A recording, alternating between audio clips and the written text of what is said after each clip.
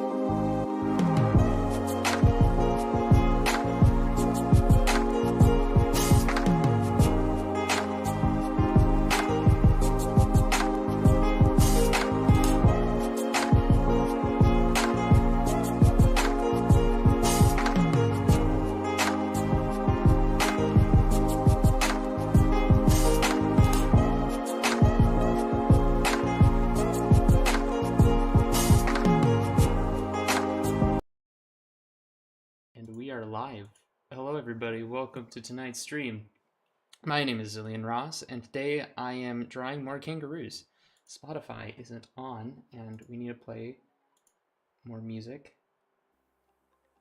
Maybe I'll just keep it off for now. I'm not feeling it right exactly this moment, and that's okay. In any case, thank you everybody for dropping by. Hello Fox, hello Overwolf, hello Abigail, hello L1M3.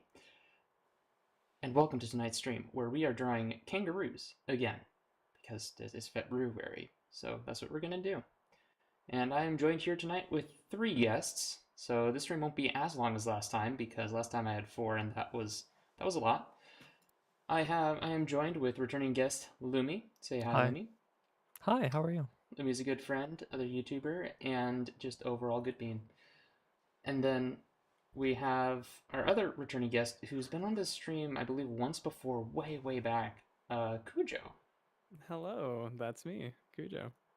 Yeah. The man with the wonderful voice. No. And the wonderful heart. Hey. Don't call me out like this. I will call you out like this. Oh, shit. In any case, another wonderful artist and a good friend. And then we have a third guest, and this is a new guest this time, Talcen. Say hi, Talcen. Hello, it's me. I'm Talcen. I bet this is my first time ever doing something like this, so I feel really razzed up to be here. Hello. Oh. Hello. Talcen, because you're new, would you mind explaining a little bit about yourself? Well, yeah, I'm Talcen, and I'm from Boston. I like longboarding. I like music, and let's see. I don't know. I'm a big old coffee boy. I like me some coffee. Music's pretty rad, and I like beans. Those are cool. Yeah, you really like so beans? I do. I heard you're drawing some roos today, and honestly, they got some good beans. Honestly, that's kind of a bop. So I'm kind of interested to see how tonight plays out. Have you seen blue beans before? My friend Max has a bit of a Roosona thing going on, and his Roosona's beans are pretty top tier. But have you seen like actual roofie before? Because they're like, oh, sorry, no. Nightmare. Because no, it's like God said, so let's make this cute little anthropomorphic thing, and its purpose in life is to kill. Yeah, God woke up one day and chose violence when they made the Roo. Pretty much. So- Well, the Roo is an interesting one because it's like they were having a good time and then they had a really bad breakup with their girlfriend or something, and then just designed the rest of the last bit of the Roo angry. They just approached Australia with anger. Pretty much. Last continent, he was just done. It's just done. Fuck it. All the snakes are gonna be brown and just kill anything. This bird, gonna make it chicken. We're gonna make it bigger. And we're gonna make its feet I mean, punch through a even- person. Even the plant-like life there, if I remember correctly. Yeah. Yeah. There's a one plant that is supposedly so painful because it has a neurotoxin that it has driven people to like want to kill themselves Yeah. because of the pain, and that's pretty raw. That's pretty metal. So, They even got birds Okay. that fuck you up, like magpies or whatever. oh my god, Magpies? yeah, Yeah, no. swooping season. Jesus. Yeah, I just looked up like kangaroos, and that stuff looks like something straight out of like Amnesia. That's ooh, damn. I had no Right? idea. Yeah, because I was like, oh yeah, they got some good. They got some good beans. Like, no, honey, no. They Mm. have murder beans. Like when you say murder beans with a Those are murder beans. kangaroo, those are murder beans. Those are proper murder they're beans. Oh, they have 5 front beans. They have like 5 fingies. Ooh. Fingies. Yep. Oh gosh, yeah, that's unnerving. I had no idea. Oh Makes man. you wonder what's going on there. Yeah, so much. Do you want to stand by your statement, Talcen? I stand by my statement. You know what? I don't backpedal. You don't I think- backpedal. Not with feet I like don't those. backpedal. Yeah, Listen, can't you know back- what? This is a first impression. I could learn to love it, honestly. Yeah. Just gotta draw it right, you know? Just gotta draw it right. You just gotta draw it. You know. Ugh. Terrell, I've got a proposition. Or I think that no. Am I saying the artist name wrong? I feel like I am.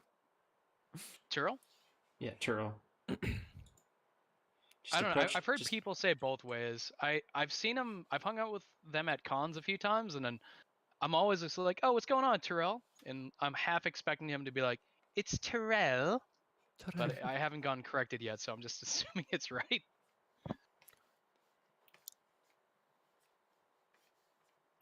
Alright, we're just practicing with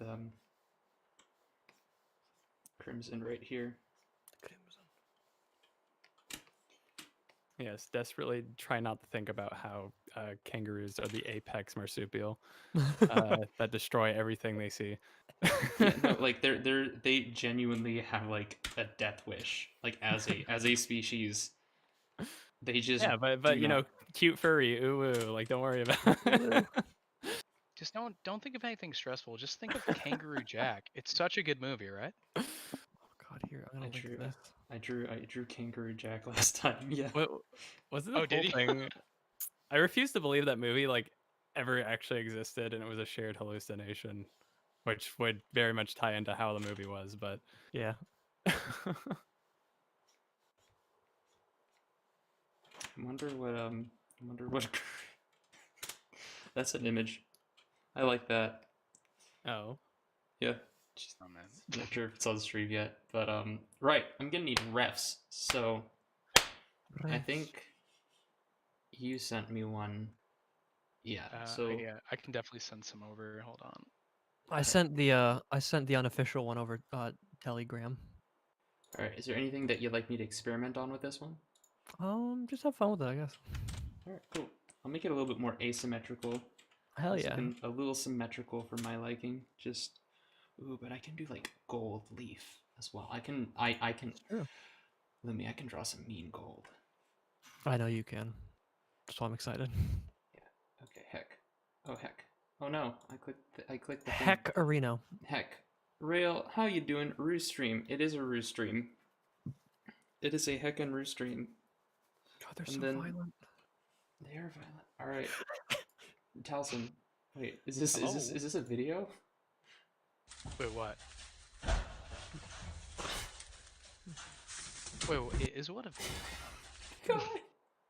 I'm watching the freaking strangest videos on the internet and it's just Yeah, you like that? Yeah. Better look I'm out. just gonna put this on stream. You better look out. Let's take a look. I don't even know what you're referring to, but There's another oh, one. that, I need to find it. Oh my gosh. Oh my Are you? gosh. That's insane. I need to. There's another one. I probably sent it to Bucky because I like to send him cursed Rue stuff. You should send those to Marlon. Marlon likes Yeah. cursed Roo stuff. Marlon loves cursed Roo stuff. Oh, where's the one where it's like he's in the car and then it gets bad? All right, so Talcen and Cujo, I'm gonna need. Oh, I think you sent me yours.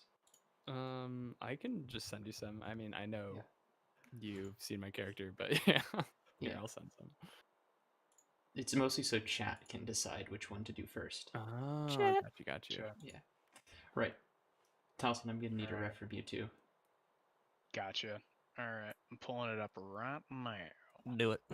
Do it. Here it comes. Oh no. I'm saving it. I'm gonna send Oh. it over. Hell. Let's see. Oh my god.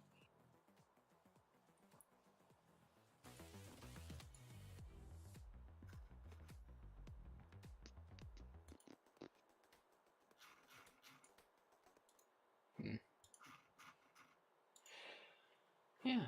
How are you doing, Yeah. chat? Hi. Cursed anything furry related is awesome. There's furries know how to make cursed shit. Like, we just, in terms of knowing how to create cursed content, furries have got it down to a science. We've had practice. We've had Oh, yeah, for we sure. we have absolutely had practice. Oh heck, the message is like failing to load for some reason. Oh, there it goes. And all right, I got you, Zillion. Sent it over on Telegram. Cool. All right, and then we got Cujo, who's an otter. It's that one right there. In fact, that is true. Long and squeaky. I'm just imagining what is it? You know the one. I'm just imagining a squeaky toy now. They may as well be water dogs. Water dogs. Yes. And then you sent yours on the telly of Graham. Ooh. Ooh, Space Jam. Space Jam, my favorite movie. Making a sequel. I hope it's good. What is it? Last stream, Dingy was talking about the remake of Shark Boy and Lava Girl with a fiery passion. I will say, it was quite mesmerizing to watch. Oh god. Wait, there's a remake? Yeah. Yeah. They're coming back Oh. without dude. Taylor Lautner. What the fuck? Is it even really worth it at that point? If you're not gonna have the OG No. Shark Boy, is it even really Shark Boy? It's not. It's really not. No. All right, so we have choices between Talcen, Cujo, and a Lumi. So, chat, who do you want to see drawn as a kangaroo first? I'm trying to find music because I'm not sure if I want to do NCS again.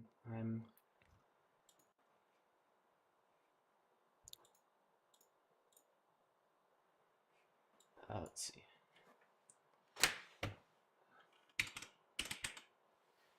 Let's see. It should be. Should be a good one. And I think it's. I'm seeing like 6 for Talcen. 6 We for got like Talcen? 2 votes Lumi, 1 Cujo, 2 Cujos.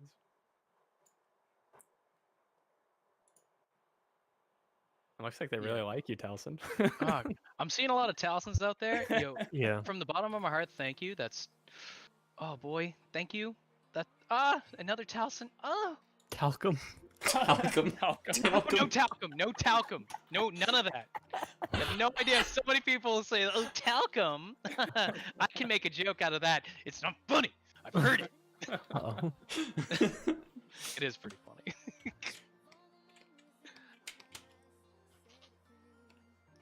You We're guys gonna- are sweet. Oh, thank you. Aw.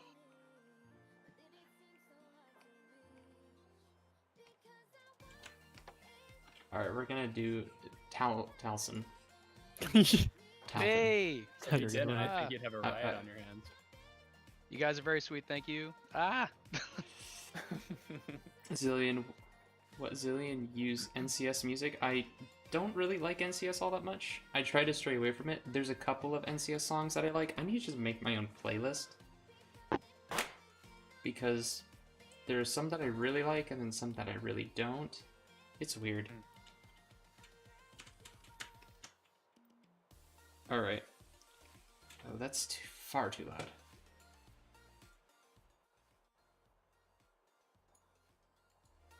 That riff is so good. I keep forgetting that. Like every time someone's like, "Oh, where's your riff?" and I'm like, "Here it is," and then I look at it, I'm like, "Oh God, it's so well drawn." It's a good feeling. So, I have to turn the music off because I can't concentrate. Sorry, guys. Tonight has been interesting. Like, my focus has gone out the window, so it's just like, it's not there. It's really bad.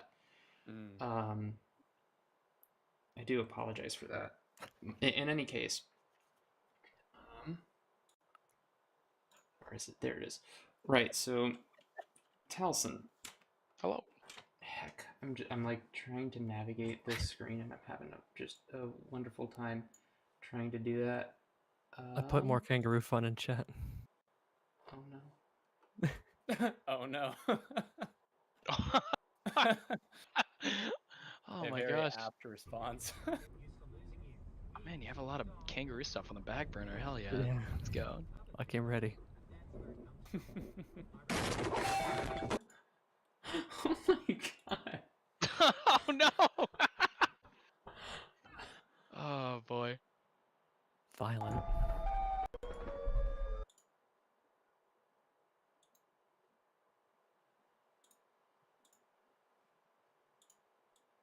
Alright, here we go. Here it is.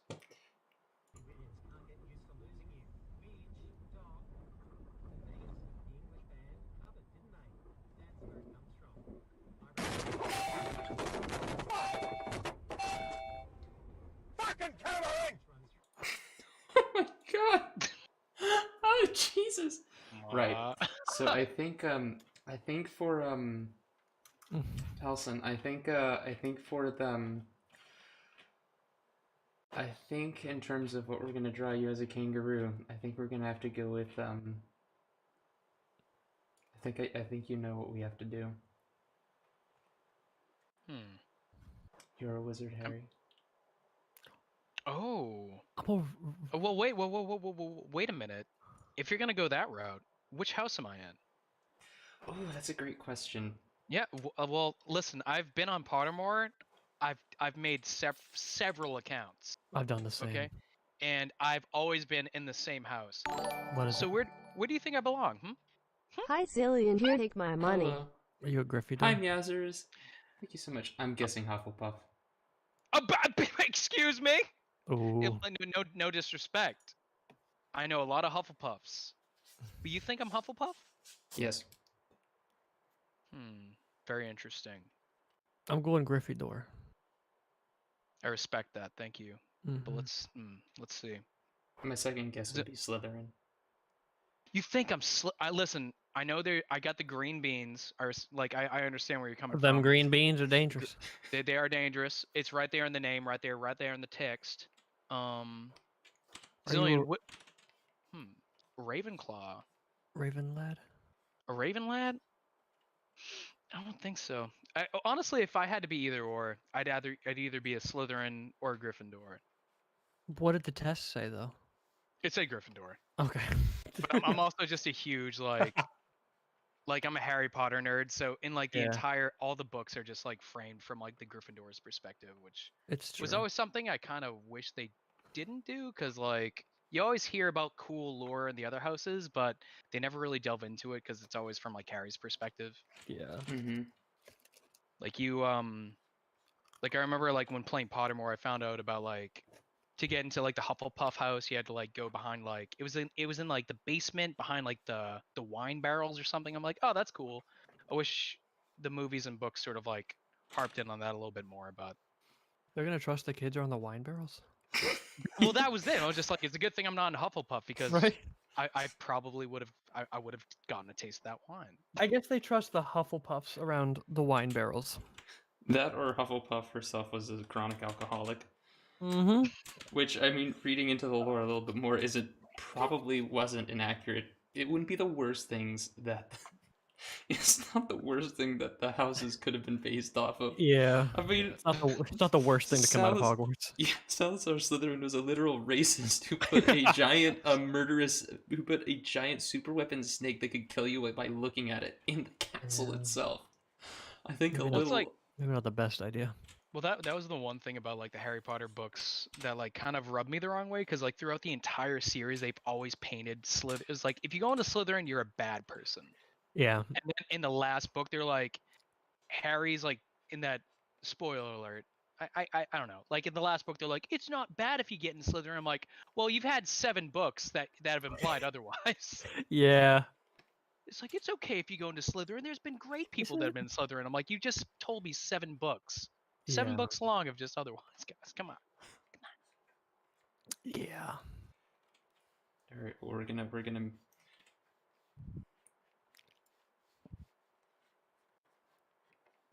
I'm very happy with how this is turning out. Ah. Oh, shoot. It's a very No. powerful stance. I respect that. Thank you. Yeah, we're just gonna turn music on because I cannot concentrate without it. Apparently. That's a stance right there of somebody who is fit to hold the Elder Wand. And honestly, I'm for it. I dig it. So All you'd coming be Gryffindor. Like, how much of a Harry Potter because I've like listened to the audiobooks more times than I can count. Harry Potter was like the book series that got me into reading as a kid because Okay. I had a lot of difficulty reading as a kid, but like I always thought like young I was like, oh, I'm just dumb and I don't like reading. But then like Harry Potter was like the first book series where I was just like, oh well, I like reading. It's just I have to be into what I'm reading. So like Harry Potter was the thing I was like, oh, I like fantasy a lot. So I started reading more stuff, and I think like the next book series I got into was have you guys ever read the Dark Tower series by Stephen King? Heard of it. Oh, it's so good. It's like one of my favorite book series. Like in terms of like my favorite book series, like Dark Tower is like right up there. It's one of my favorite book series ever. And then like right below that's like Harry Potter. And then like right underneath that's probably the like the Lord of the Rings. I love reading those books. It's just Tolkien's writing style it's just a little bit too much sometimes. I can't really get into it.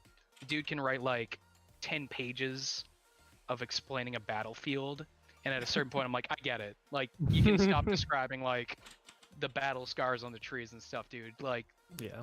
I'm bored here, dude. Just move on. It gets pretty verbose for sure. Yeah. I wish I. Like, it's very funny that you're explaining that because I've never been able to read. Every time I've tried to read a book, even ones that I'm interested in, I fall asleep. It happens.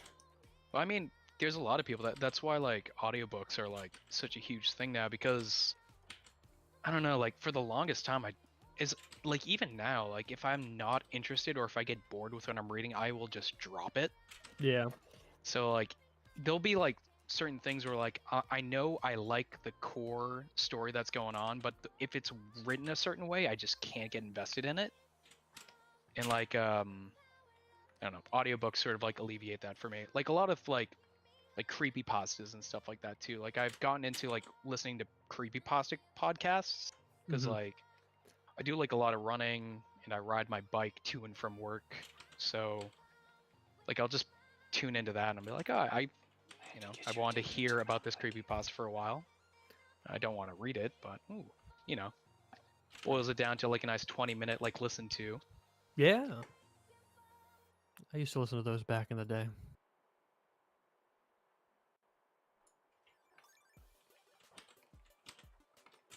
Now, really delving into the Harry Potter lore, if your persona had a wand, what wood would it be?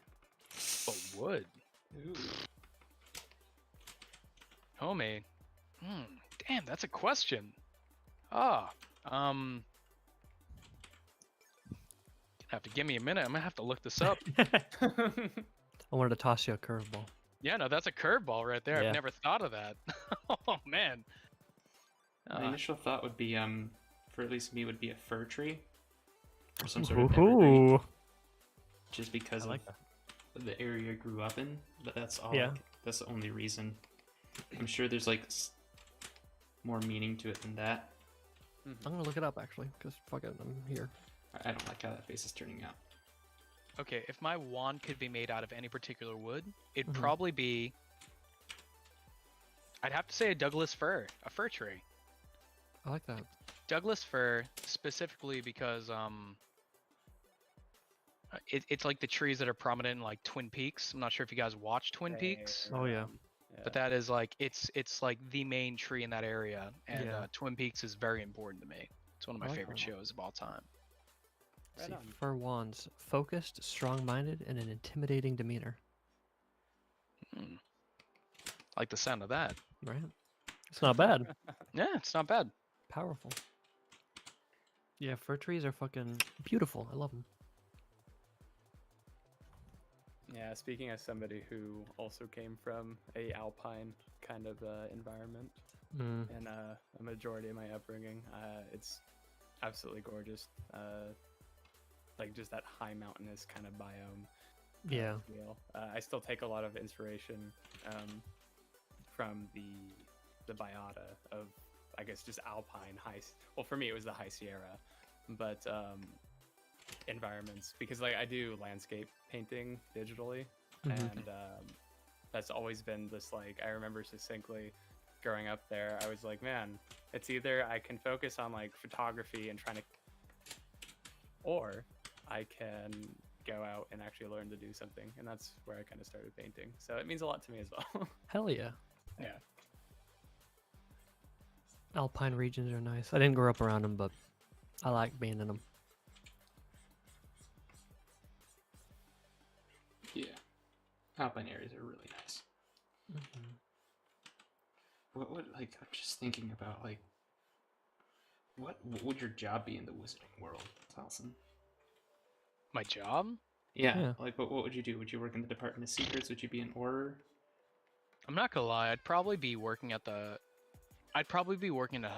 as like a bartender, serving up like butterbeer and stuff like that. Cause I like just, that. yeah, I mean, like I'm a barista in real life. I'm a manager at a coffee shop, and I don't know. I've just always liked the idea of bartending because like it's very hands-on. You're interacting with people, Yeah. and in the wizarding world, I'd probably do that as a profession, and then just be.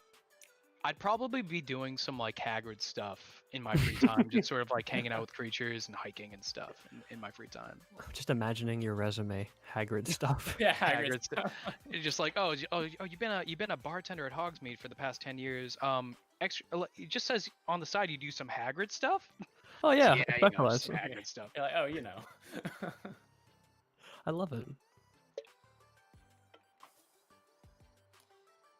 But yeah, I don't know. I'm a sucker for like hiking and stuff. I live near New Hampshire and in Maine, so we have like the White Mountains up there, and I love the White Mountains.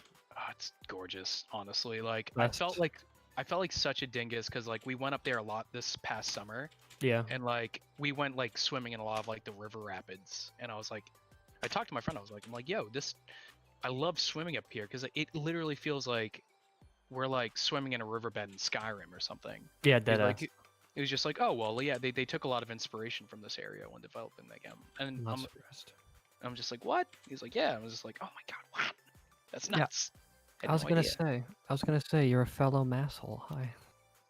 Wait, whoa, what? I don't live there, but I grew up there. Oh, okay. I grew up out in the Berkshires. Ah, dude, nice. Yeah, Cool. I'm in the North Shore area here. Gotcha. And I did live in Portland for like 4 or 5 years. Up there in Maine. Yeah, Portland, different Maine's great.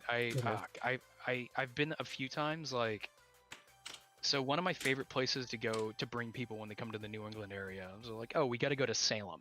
Mhm. Salem is like one of my favorite places to go, like bar hopping, because like it's just like this really quaint area that's like really, it's got like a really cool, open-minded LGBTQ community.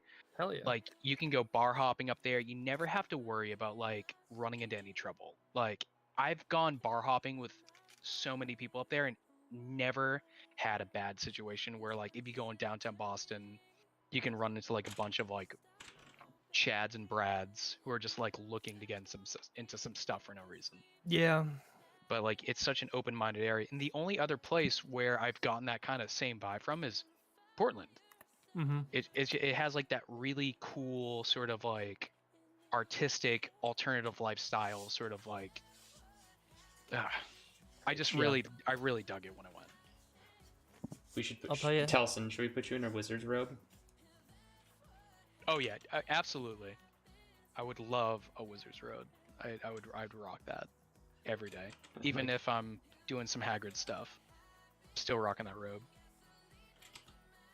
I'll tell you, it's definitely the same in like Northampton and Burlington, Vermont.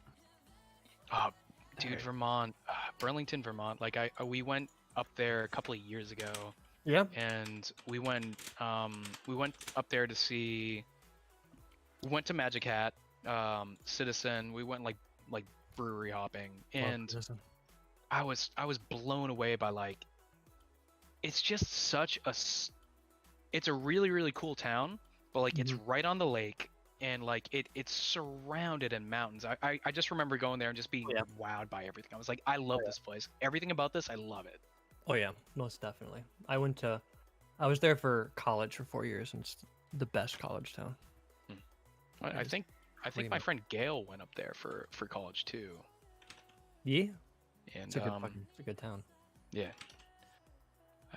I've been meaning to go back, but like with everything that's been going on, it's Yeah. caused like so many travel restrictions. It sucks. But Yeah. I remember we went up there with a group of people, and it was, we were like brewery hopping, and we were, we had a few in us at that point, and I think a bunch of people were on a lot of college students were all like on, spring break or something at the moment. Spring break. Yeah. And we ran into them, and like they were being rowdy, and we were kind of being rowdy, Mm-hmm. and there wasn't like any conflict there. Like we ran Yeah. in, like we were being like high energy fun, and they were being high energy fun. Like I was wearing this North Face like windbreaker jacket that was yellow and black, Mm-hmm. and I remember one of them came up to me. They're like, "It's like, dude, that's a cool jacket. You look like Goku from Dragon Ball." And I was just like, and immediately I was like, I feel like Goku from Dragon Ball. I'm gonna go Yeah. Super Saiyan on you. He was like, sounds like- yeah. That sounds like a UVMer. Yeah, most Yeah. definitely. But like there was like no hostility there, and I was like, oh, this is great. I feel like if I was in downtown Cambridge in Boston, it would just be it would be such an awful experience. Yeah, Boston's a different beast. Yeah. Yeah. Ooh, Vermont, good place, good vibes.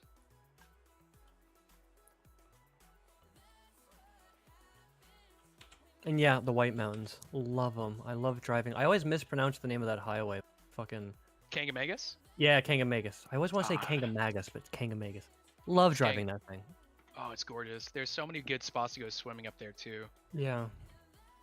A lot of them are like really tourist heavy, but even like the tourist heavy spots are really good. But there's a lot of like really like unknown secret gems in that area. Like if you dedicated like a day to just exploring the Kangamagus, you'd find some Oh, some definitely. really good spots.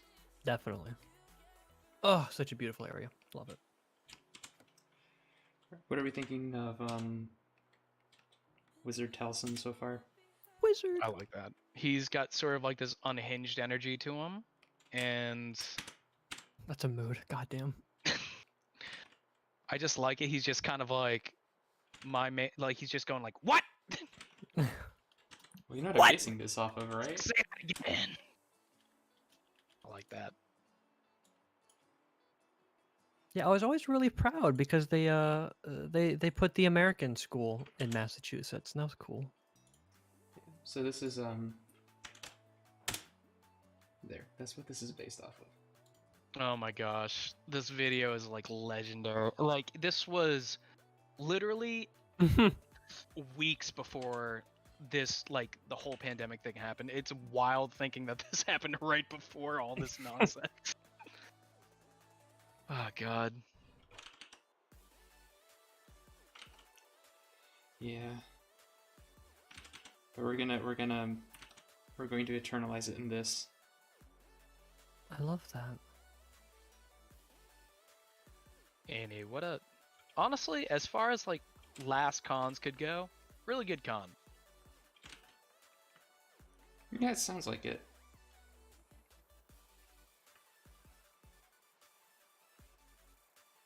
I know,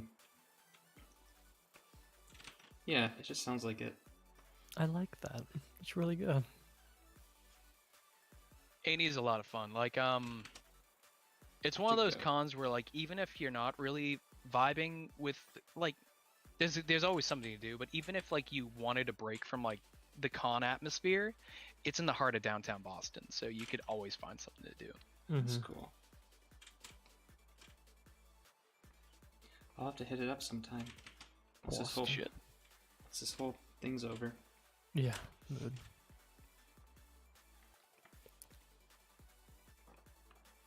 I have like this funny story of like so there's like this really dope diner that's like really close by to the con space. It's called the Friendly Toast. Shout out. I love me some Friendly Toast.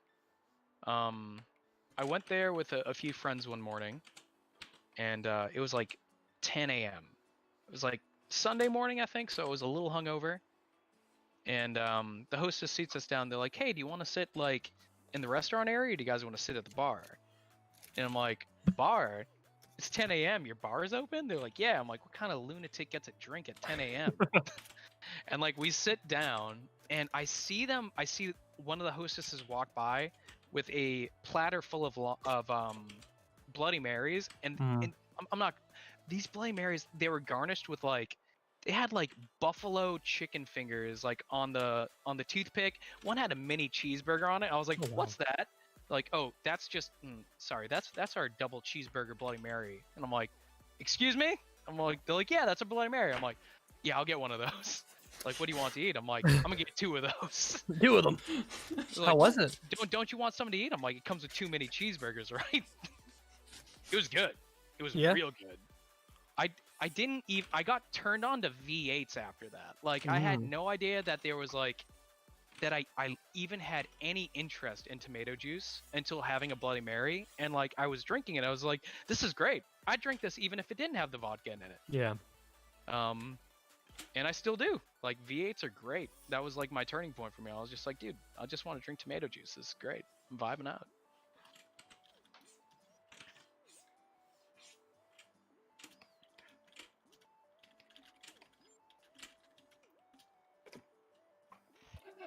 Oh, this is terrifying.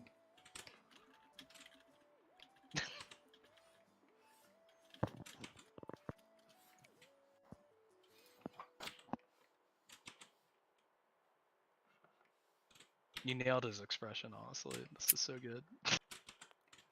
Pretty good with expressions. Or I try to be. It's kind of one of those things that, like, in terms of things that I've developed over time, expressions has always been something that I've always enjoyed the most out of drawing.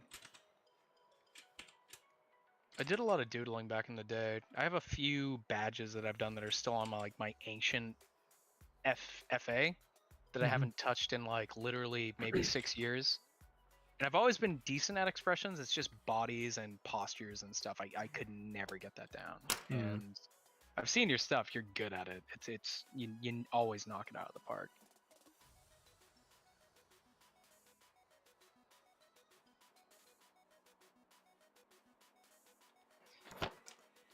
Let's see.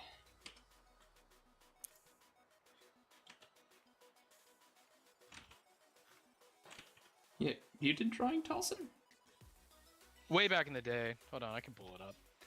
I haven't touched the tablet in a while. The only time I ever draw is like for memes and stuff. Well, I hate to say it, for memes, but well, I do it for memes. For shitposts. I just do it like whenever like I'm like, "Oh, you need something doodled up real quick," I'll do it. I used to try way back in the day. If I stuck with it, I definitely would have gotten a little better, but let me see. Dude, am I really about to go on my old FA page? I haven't touched this in like 10 years. Blowing off the dust and peeking in. Well, like I remember I was on FA until like way back in the day. They had that like that security breach where like they like locked a lot of people out, and they were like, "Oh, just verify your account." And I was like, I don't go on it enough. Yeah. And I just never verified it. Talcen. All right, here we go. Oops. 8 years ago. God, that makes me feel ancient. It's been a hot minute. It's been a hot minute. It has been a hot minute. Fee. Here you go. Again, these are ancient, but basically it was just Ooh. heads. Me likey. I think I just exited out of. Gosh darn it. Oh. Oh, I just exited out of the tab where I had the stream open, and now it's just not registering at all. Oh boy. Funsies. I like that. I'm not sure how bad. Okay, there we go. Yeah, it just kind of looped itself. Hmm. Sometimes it really do be like that, though. Oh, there we go. All right, it's back. I think it is. I don't know.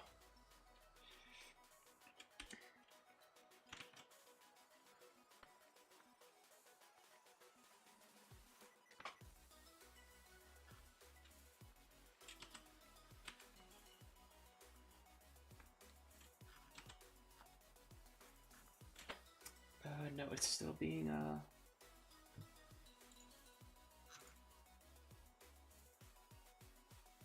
yeah, it's still okay. No, it's okay. It's working now.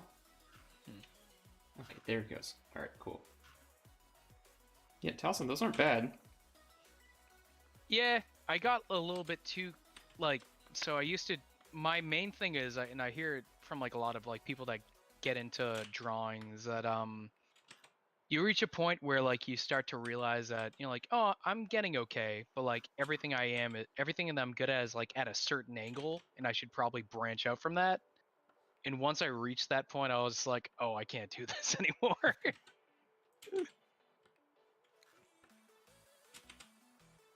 Perspective is never easy. Yeah.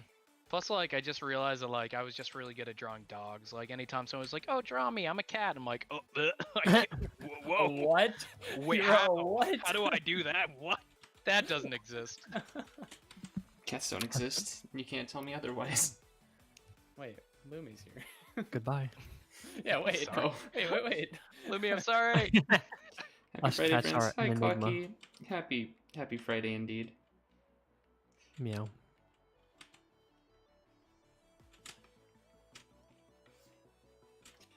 Alright, I need to so I've got like 2 pop-out chats, which is weird, and then I have I need to get the wizard's row back.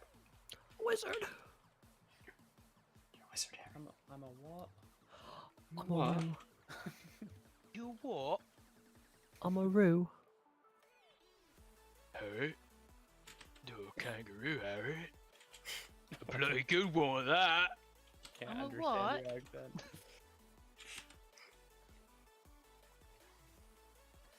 Wingardium Levy Kangaroo Jack. It's a bad That's a smell. good. That's a good movie, Harry. Yo. Won a bloody Oscar, I think. You're right, Hagrid. It did win an Oscar, didn't it? It sure did, Harry. Is this what we meant by Hagrid stuff? That's That's Hagrid stuff. Hagrid's just in his cabin watching Kangaroo Jack, and he's like, this movie won an Oscar, didn't it? He's like by himself. I gotta study the Muggles. These Muggles are onto something. Learn their culture. He's like, I thought I knew it all over here in Hogwarts, but Muggles over here making Kangaroo Jack. Oh my god. It's high Muggle culture. Oh, I Sorry. bloody hope they can get that goddamn that hoodie back. Oh my god. Oh jeez. That We love was it. oh Jesus. We love it. I bloody love Kangaroo Jack. It's a good movie. You're right, Harry. It is a good movie. Oh man. Talcen, stop. I'm so glad they made sequels. It's so good. I was so Nobody tell hungry for him. more. You have no idea. Hagrid, it must get lonely in your shack all alone all year round when all the children are on spring break. At least I have Kangaroo Jack.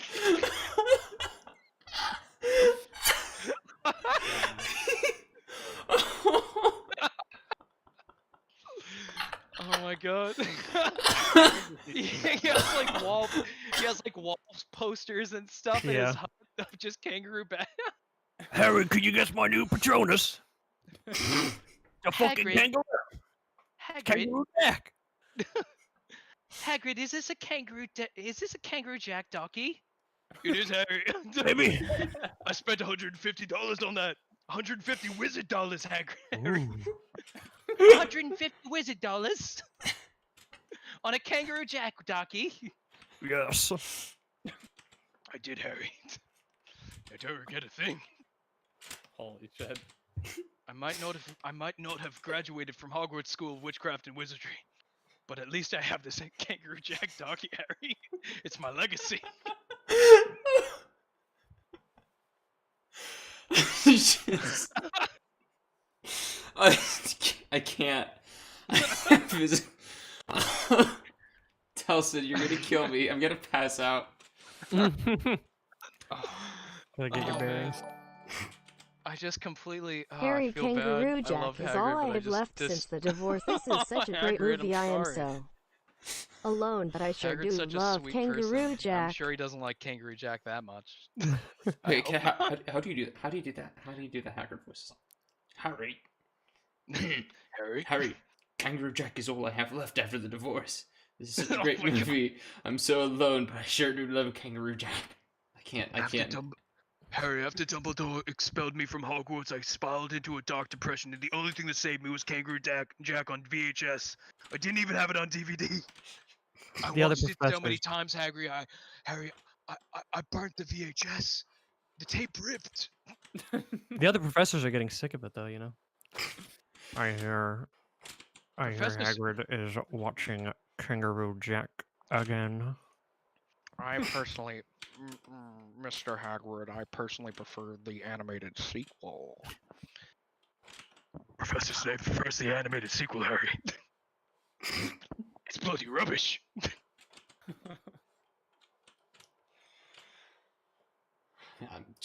I need a moment. Yeah. I need a moment. Recuperate. Yeah, I need to Yeah. Get a drink of water. maybe. But I know I'm at least drawing a Talcen in the proper form for his personality. His energy. If we were all like Hogwarts students, what do you think? What trouble would we get into? Or, like, what type of students would we be? I would definitely sneak into the Forbidden Forest. Oh yeah. Who I wouldn't? would do that like on regular, almost every week. Day one. Day one.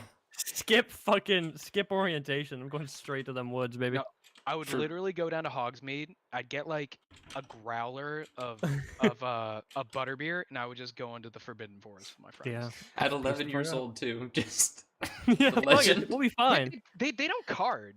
Honestly, as It's long as I true. show 'em my Gryffindor badge, they're fine. Yeah. Dude, they don't card, bro. Holy shit. Yeah. They're like, "Oh, are you at least 18?" I'm like, "I don't know. I'm from Gryffindor. I pulled out the sword." And they're Oh, like, yeah, "Oh, you're fine. Yeah, you pulled out the this sword. way. Holy shit. Harry, You're Professor basically 18. McGonagall turned You into a found Tom. cat Did, and walked you in found front of Tom the Riddle's TV diary, to stop did me you? from Oh, well, here's a growler. watching Kangaroo might be Jack, but 12, little did she know but I it's had a fine. spray bottle. It's like, Harry, Professor McGonagall turned into a cat and walked in front of the TV, and turned the TV to stop me from watching Kangaroo Jack. But little did she know, I had a spray bottle. Don't do that, McGonagall, no. Yeah, I feel like that's something that I would. That's another thing Talcen would do immediately. Like, skip McGonagall's class. Like the first years get like transfiguration. Like, learn what an animagus is first day. Talcen just walks in with a spray bottle. Oh my god. Whose cat is this? What the fuck? Get out of here. I don't know. McGonagall is like the one professor there that I just wouldn't want to cross because Yeah, like she'd fuck you up, dude. yeah, no, she's like the only person, like her and Snape are like the only two where I'm just like, you guys are on top of your stuff. Whatever the, forget his name, the swish and flick dude. Oh, that guy. Swish Professor and flick. Flitwick? Yeah, the fucking. Skip his class every time. Yeah, he's a pushover. That and the psychic lady. Oh, the tea Yo. leaves lady, the mentor lady. Yeah. Yeah. Yo, I would smoke, like, I feel like you do so much weed. you know, You do so many drugs. Dude, I she'd would smoke literally with me. print out. I'd print out a giant fucking like cardboard cutout because you know Yeah. those giant fucking eyes, dude. Like I'm just be like, oh yo, it's me for real. I might not Oh, move yeah. the entire class, and she'd be like, is that you, Talcen? I'm like, I'm just being the Forbidden Force. I'm like, ha, I got you. I'm going on some crazy woodland adventures with the centaurs out here. Hell Getting ready yeah. for Okay, preparing okay. them for that Professor Umbridge shit. They gotta be Okay, ready. They gotta be ready. Okay, They do, like absolutely. actual debate here. Are Mm. centaurs insects? Insects? Well, I mean, Nah. last I checked, they don't have an exoskeleton, which is probably for the better. Yeah, they're missing some core components of insectism. Yeah, I feel like they're totally not insects. Okay, in that but camp. on the flip side of the coin, I guess you could also ask, are insects centaurs? Oh, Per that definition. Maybe. Maybe. You know Like the what? praying mantis is Maybe. pretty close. Not gonna Maybe lie. Yeah. maybe some insects are centaurs, but not all insects are centaurs. but not all some The firefly is not a centaur. Yeah. No. But is the beetle? Maybe. I think Is the the praying scorpion a mantis is. centaur? Scorpions are evil. They are. Good, Yeah. good question though. Are they? They have a very centaur-esque shape to them. I'll concede that. Yeah, they do. I They think do. the praying mantis is definitely a centaur. Mm-hmm. I Like, can at see least that.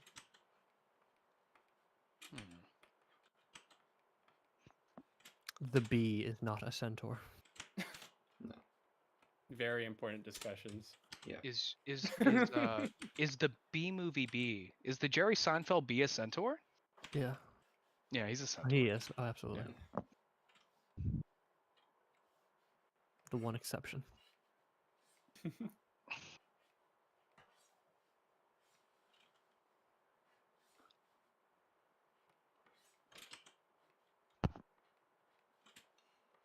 All right. What would your Talcen, what would your wand be made out of, and like what would its shape be?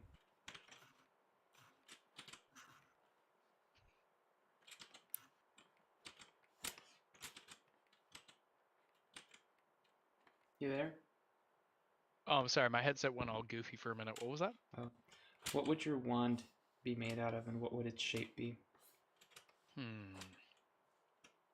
Okay, so I'm feeling very confident with it being made out of a Douglas fir, Mhm. and I kind of like the idea of I want to have like some curvature like at the Ooh. handle, but it sort of like goes out at the base, so sort of like curvature at the handle, but it sort of goes like bulbous at the base of it, and then like it just sort of like extends to a nice long pointed tip, and then like maybe a little like rivet design at the end, if that makes sense. Rivet design, as in.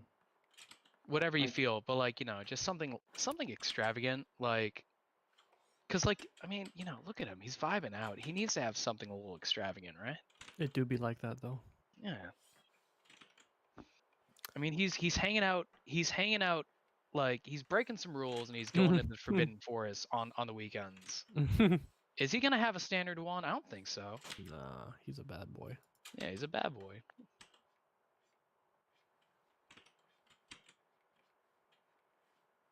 And I'm looking at the ecology of Douglas firs. There's some near I live. I gotta go see them. Douglas firs are beautiful. They're really, really pretty trees. They're pretty close by. Shit. Nothing like mountain biking in the middle of a bunch of Douglas firs. Aesthetic. It is an aesthetic. Nothing like rushing through the woods at unreasonable speeds and also being like, oh, this is quite pretty. Oh, yes. Yeah, every time you sent me like a picture of like where you're mountain biking through, I'm like, damn, that looks good. Gotta go mountain biking Jealous. through the Forbidden Forest. Dude, for real. Hype. Oh my god. That's hype as shit. You out running werewolves and all kinds of shit. Umbridge won't find us out there. No, she won't.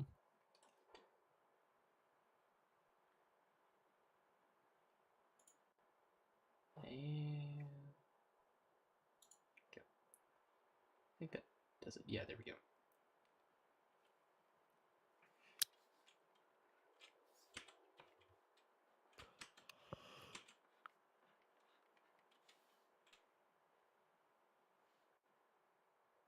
Just finished listening to Hedwig's theme. Yeah, it's a good theme.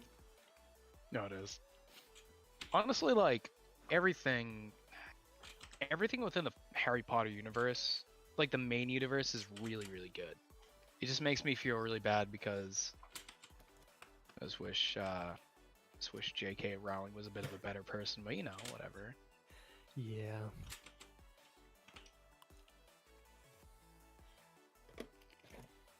For what it's worth, she knew how to write a mean book. No, she did. I remember like back in the day, I was like watching like documentaries on it, and she was like talking about how like she wrote like the manuscripts on like McDonald's napkins and stuff like that. And I was like, whoa, that's really wholesome stuff. Yeah, until they come out to be a turf. Yeah. I mean, to be real. Yeah, no, for real. Just being real. Every time she opens her mouth these days, I'm like, yo, can you just like, You I know know, you got not- like $1 billion mansion that you're living in now. Can you just live in that for the rest of your life and just not really talk that much? Yeah. Because every time you open your mouth, it just makes me hate you a little bit. Yeah. She doesn't know how to write a mean story though.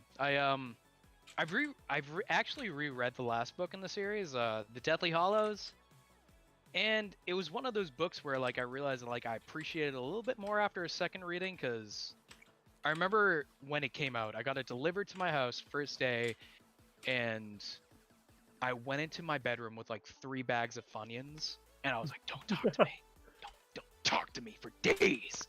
And like I went in my room, and I like made like a little pillow for it with my book and some Funyuns, and I just ate them all, and I was like, this is good.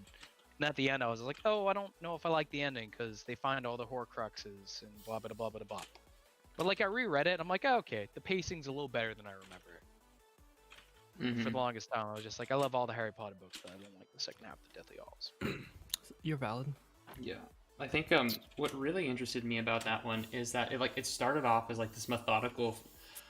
I like how the last book shouldn't have been labeled Harry Potter and the Deathly Hallows. It should have been labeled Harry Potter and the Third Law of Thermodynamics. Yeah. Yeah. For those who don't understand, that's entropy, which is basically everything is slow and methodical at first, and then it just kind of all falls apart.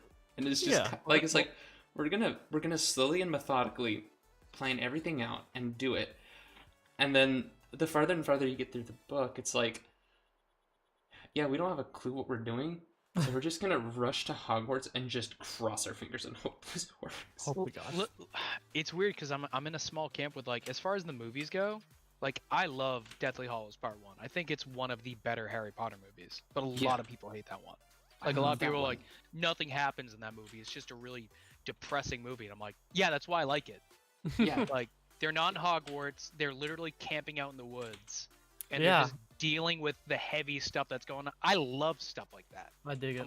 I'm a sucker for stuff like that, and that's why like I love the first half of the Deathly Hallows, because it's a very faithful adaptation of the book. Where I'm like, Yeah. it's Harry, Hermione, and Ronald. like like, and they're just camping out. Yeah. And I'm like, and they're fighting a lot. I'm like, this is great. This is tension, and like it's just they bring back a lot of stuff that's gone through like the past 6 books. Like they're bringing up a lot of that stuff, and it's like putting their friendships to the test. I'm like, this is great. I love that. And then they get to Hogwarts, and then it's just like, all right, let's split up and find Horcruxes. Oh, you found one in the Chamber of Secrets, did you? I found one in the Hufflepuff fucking like main. I was just like, oh, come on, guys. Yeah, fucking Scooby Doo over here. What the fuck? And again, like I read it again recently. I'm like, it's a little better a second time. But like, I just remember my first time reading it, and like that really irked me. I'm like, you guys literally found like 3 or 4 of them. Come on. Well, I think the reason like it was so that it kind of worked in the book is because like it's the last couple of Horcruxes. You need to find Voldemort to do it yourself, which and is something that they kind of knew they had to do, but we're kind of just like putting it off. Whereas in and kind of one of the reasons I think the Hogwarts thing worked is because when they broke out of Gringotts in the book, it was kind of like, oh shoot, we need a mad rush to find these things now. Yeah. Because he knows. And it's like, again, Harry Potter and the third law of thermodynamics, where entropy just kind of kicks in, things fall apart, and they kind of are just like, well, we kind of have to rush. We didn't want to, but we kind of have to rush this now. Yep. Yeah. Ugh. It was good. I really like that they gave my boy Neville something to do in the last book, because I love me some Neville. Yeah. He was getting trashed on the entire book series, and Except having him for the- kill that goddamn Python at the end of the last book, I was like, there you go. Fine. Yo, you pulling out the sword of Gryffindor? You gonna pull that out? Okay. All right, let's go. I don't know. I also liked in the fifth book when you just like see Neville start to hyper focus after Bellatrix Lestrange escapes from Azkaban. Mm-hmm. Yes. It's like, oh, I and that's don't know. that's one thing I do like about the books is they have like the characters that were written very well. Like there wasn't just no one felt like they had the same personality. Everyone was unique in how they were written, how they acted, and no one felt the same. Mm-hmm. Yeah. No, I think that's like one of JK's like strong suits. Like she knows how to write compelling Kids. characters with good backstory, and she knows how to write relationships between characters. Most of the time, anyway. Any sort of love interest between, like I don't even remember Harry's first love interest. What was her name? Chow? Yeah. Cho No. Chang. Like every time like she appears in the books, I'm like, oh well, I can't remember you because like there's really nothing to you. And I don't know, that and character depths. Like every time in the books and even in the movies, like every time like a main character, like I love Lupin in the third movie. Harry Potter in the Prisoner of Azkaban, it's my favorite book and it's my favorite movie out of the Exactly. movies. Yeah, no, absolutely. Just the That was movie. the most faithful to like the books out of any of them. Yeah. That was It's the was- D. It was Platonic like, oh, it ideas. was so good. It's like the perfect Harry Potter movie. Anytime someone's just like, "Oh, I don't know if I like Harry Potter," I'm like, "Have you seen Harry Potter and the Prisoner of Azkaban?" Because that if you don't like that movie, I don't know what to tell you. It's great. Yeah, it slaps. And then Lupin dies in the movies, and you're like, you don't feel anything, and I'm like, come on. And then like, one of the, I feel bad because like I'm sure like anybody in the chat, I'm sorry. Well, Yeah. if you haven't Yeah. read or watched any Like of the that. Harry Potter books at this point, I don't know what to tell you. You But had time. one of the Weasley twins dies, and it should have been a moment. Like And it it should have wasn't. been a moment because I love those two, and they're just like, oh, isn't it a shame? It's a shame that they're dead. I'm like, you serious? You're just gonna walk over that? Yes. Yeah, I don't like, even in the- remember which one of them died. What? Yeah, I don't either. Fuck. In the book? One of the Weasley twins dies. Yeah.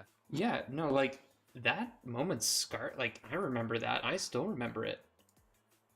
Yeah, Maybe it's that- different in the book because like yeah, I think in the Yeah, I've movie, only it's read the- in the The I've movie, only read the right? Deathly Hollows like maybe twice. I've seen the Oh. movie a few times. Oh, it hurt. If you read the book again, it hurts because if I'll give you a refresher to anybody who forgets, but basically it's like abrupt. It's like straight up super abrupt in the book. Where Yeah. basically like Percy and Fred are like fighting in a hallway together. and like Percy cracks a joke, and Fred is about to come up with like a comments on it, and then he just dies. Yeah, And it's it like, just kind of happened. yeah, it was abrupt. It was like you felt hollow after it, and the way that it was described and I remember it, where it's just like, it was like friendly still, the smile of his last laugh still imprinted on his face, and that's like the line from the book. And man, that hit. You know, as you're describing that, I'm looking at my bookshelf. I'm looking at the last Harry Potter book. I might have to Yeah. give it a read after that, because that Yeah. is out of all the Harry Potter books, that's probably the one I read the least. Mm-hmm. Yeah, that 1 one. through 4 are probably my favorite, and the last 3 are the ones I've read the less. But I'll give that one another read. What was it? The reason like the last ones are it's less. The last couple of books are less whimsical, and it's more just like that impending doom feeling, Yeah. which I feel like really hits home for a lot of them. Vibes. Yeah. Look at you. Like the first 4 books are like Little Big Planet, and the last 3 books are like Bloodborne. Yeah. It really just shifts into fucking 11 after the 4th book. Yeah. The 5th book was interesting because it like had this very unique take on like the government and the paranoia Mm-hmm. Yeah. associated with it, which has a lot of like, which parodies a lot of modern contemporary culture, which I find Yeah. super interesting. That like, how old is this book? This is like from Yeah, let me look it up. Harry Potter. The Order of the Phoenix. Because yeah, like even though it came out of Britain, it did have like a lot of parallels with Bush era America, Yes. Yeah, especially even- post 9/11. Hell, even Trump era America. 2003. Yeah. Smack dab in the middle of W. Yeah. I would even say like Makes- Trump era, like almost even more Yeah. Trump era America, and I'm just like, Yeah. I don't like. Well, prophetic. I was listening to the audiobook like I think it was a year ago, and I'm just like, I really don't like this. Mm. Oh gosh, this is too real. Yeah. And like the movies do a really good job of like portraying that shift too, because like, man, like I remember, I gotta rewatch them, like, but like right at the beginning of quarantine, I actually rewatched through all of them, Mhm. and it caught me off guard because like I went into them expecting like I remember the first 2 being like really whimsical.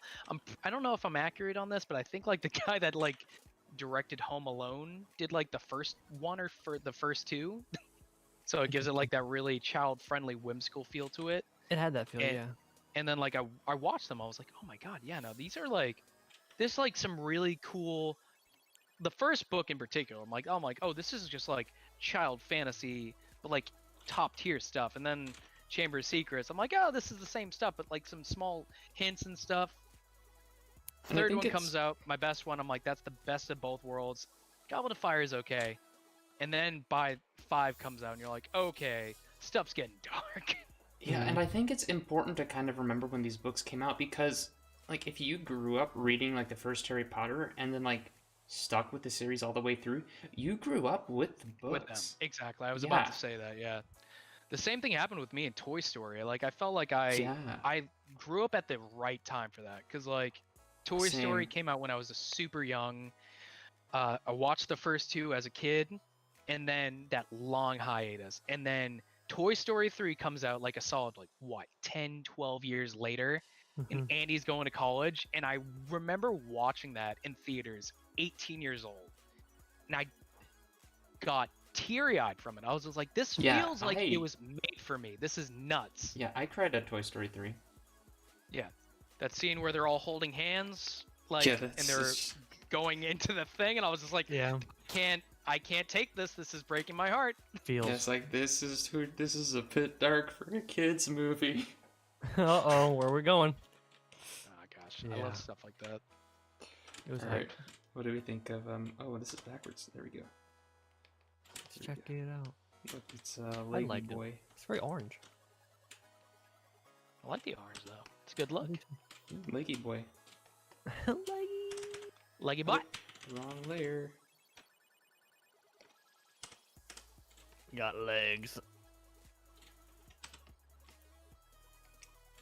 I'm just thinking about the Lakey song. It's a good song.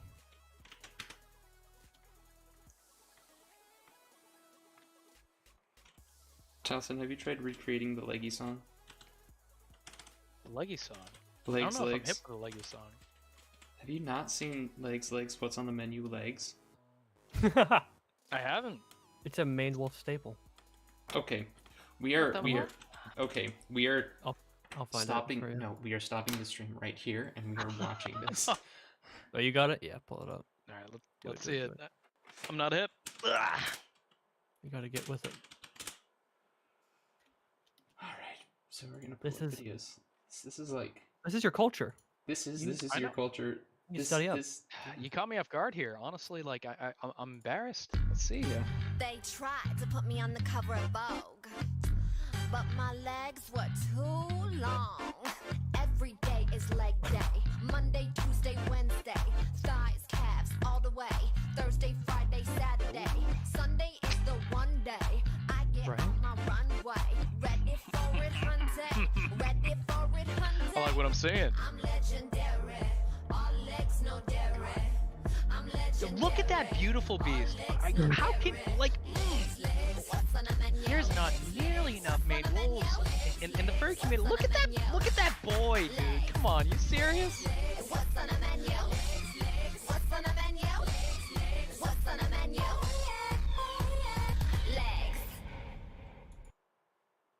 there. You have been. Ah, God, I love it. How have you not seen that? I'm surprised, honestly. Yeah, I'm baffled. Talcen. I absolutely adore Jeremy Blake's work. That would be the person who actually made that video. Yeah. Normally, they go by Red Means Recording, and like I think their claim to fame was like that one all-in-one sequencer. I'm not sure if any of you may have seen those videos before. I But have. I recall when they first made content, and then like out of nowhere, like they had that one where they were wearing like a fursuit paw when they were doing it, and I was like, oh, they're revealing something. Uh-oh. Yeah. So actually, they have their own music too. One of my favorite albums is going to be Pataphysical, I think. And I mean, if you just look at the album cover, you're like, okay, yeah, clearly this person has some anthro influences, but no, really, really solid musician, and I really appreciate what they do. So, Oh yeah. Yeah, it's like I'm not gonna lie, I didn't even know what main wolves were until I, made my persona, and I was upset. Like I remember like being like, how have I never heard of this beautiful, majestic creature? I'm irate right now. Like I'm just like I am inconsolable. I'm under the covers and I'm crying. Yeah, 'Cause I'm think like of- this thing think- this thing's beautiful. think of how many years you went by not knowing about Leggy. Yeah. Cause like it's Wasted time, honestly. honestly it's like it's a stilted fox wolf. And have you heard how they bark? It's Oh, yeah. incredible. Yeah, Uh-huh. it's Wow. like They just yeah, it's just like you guys want to know the mating call of the Chad. It's the main wolf. It's Damn. the maned wolf. But I love Wow. it because like their default look is just always uncomfortable. They always look like they're like, oh, who fucking built me? Why? I'm just Yeah. like I love Yeah. it. It's It's a mood. it's great because and again like with the way they like it's like a bark what's it called? It's like a bark. Like a roar bark. Dark roar. Yeah, it's called a Yeah. bark roar. And it's interesting because it's just like you hear them and it's like there is no way that sound came from that animal. Yeah. They're very weird creature. Like I don't Yes. know why. It's one of the most well-known facts about them is that their urine smells like marijuana. Like every time you look up maned wolf facts, they're like they're so weird looking, and their pee smells like marijuana. And I'm like, Thanks. remember I had to break that news to Icarus. It was awkward. I do find it kind of adorable that like supposedly when they forage, they will have like specific plants that they like to visit, and like they're Oh, very yeah. protective about them, and that those dietary habits actually play into that specific fact you just mentioned. So, Were you but like, had I to- find it really cute though that they're just territorial over a plant. They're just like, oh my god, this is mine. Aggressive vegetarian. This is my plant. There are many like it, but this one is mine. Yes. This one's mine. This is my radish. You get your own radish. What plant would you be protective over, Talcen? I do like avocados quite a bit. I'd hoard all Avocado. the. I You'd don't have a- know if you'd consider that a plant, but I would hoard all the avocados. It's a plant. It I comes love from a plant. avocados. Yeah. You'd be like you'd be planting avocados in the Forbidden Forest, like Yeah. selling them. I feel like I could like listen. All right, I could eat avocados just straight. I'm an avocado fiend. Like, if you were gonna make me some guac and took the salsa and tomatoes out, so that's just straight avocado, I'd still scoop some tortilla chips in that because it's just Damn, my jam, same. dude. Yeah, avocados are great. You ever had avocados on carne asada? Yes, it's really good. Yeah, that stuff is Um, to die for. Back when I worked at a restaurant way back in the day, and God, I remember like I forget what it's called. It's like it's like it's like an ice cream dish, but instead of ice cream, you just make it with avocados. It's like avocado, like simple syrup, and like chocolate. And I used to just bang that out all the time because my restaurant, we try to have healthier like options with avocados and stuff like that, but nobody would ever order it. So at the end of the night, I'm like, man, nobody wanted these avocados. I kind of want ice cream, but I don't want the calories. Let's go with the avocado ice cream, and I'd make that and chef kiss. So damn good. Nice. I think that's what turned me on because like I think I started with like a slight. I think I was allergic to avocados for a minute because every time I'd have like guacamole or anything with avocados, my gums would swell up. My gums still And swell up a little bit. yes, But I but still like eat 'em. well, You develop a tolerance. yeah, that's the thing. Like, cause I was just like, oh man, this is so uncomfortable. I like the taste too much, so I'm just gonna power through and see what happens, and eventually it went away. What are we thinking of Talcen kangaroo? He looks good, honestly. He looks like he's about to hop off with a hoodie, full with some cash, Yeah. and he looks like he's about to hop off into the Forbidden Forest with that. So Crazy bastard.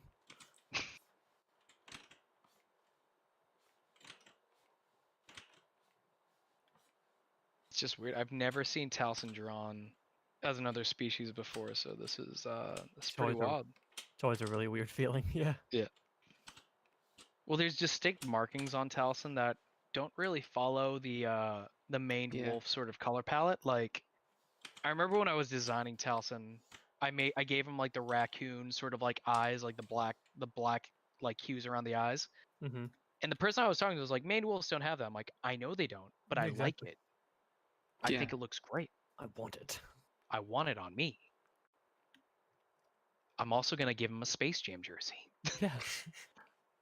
It's like you're drawing this as an anthropomorphic character. Do you really think accuracy is really on the palette today? You know, it's like Talcen, I don't know if that makes sense. I'm like, listen, I Yeah. love Space Jam. Don't Isn't- talk to me about that. Like you don't understand. Isn't the motto like I saw somebody post about it the other day, where it's like furries only when science is convenient. That was me. Like, yeah. Yeah, furries. That's about right. Science when convenient. Yeah, Pretty basically. accurate. Yeah, that was my that was my post. Good.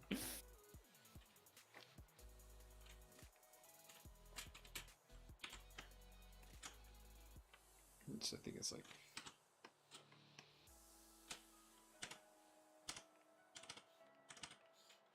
look at you, Talcen, you beautiful wizard that you are. Honestly, I don't think I've ever looked this powerful. You're beautiful. Thank you. Magnificent bastard. I feel beautiful.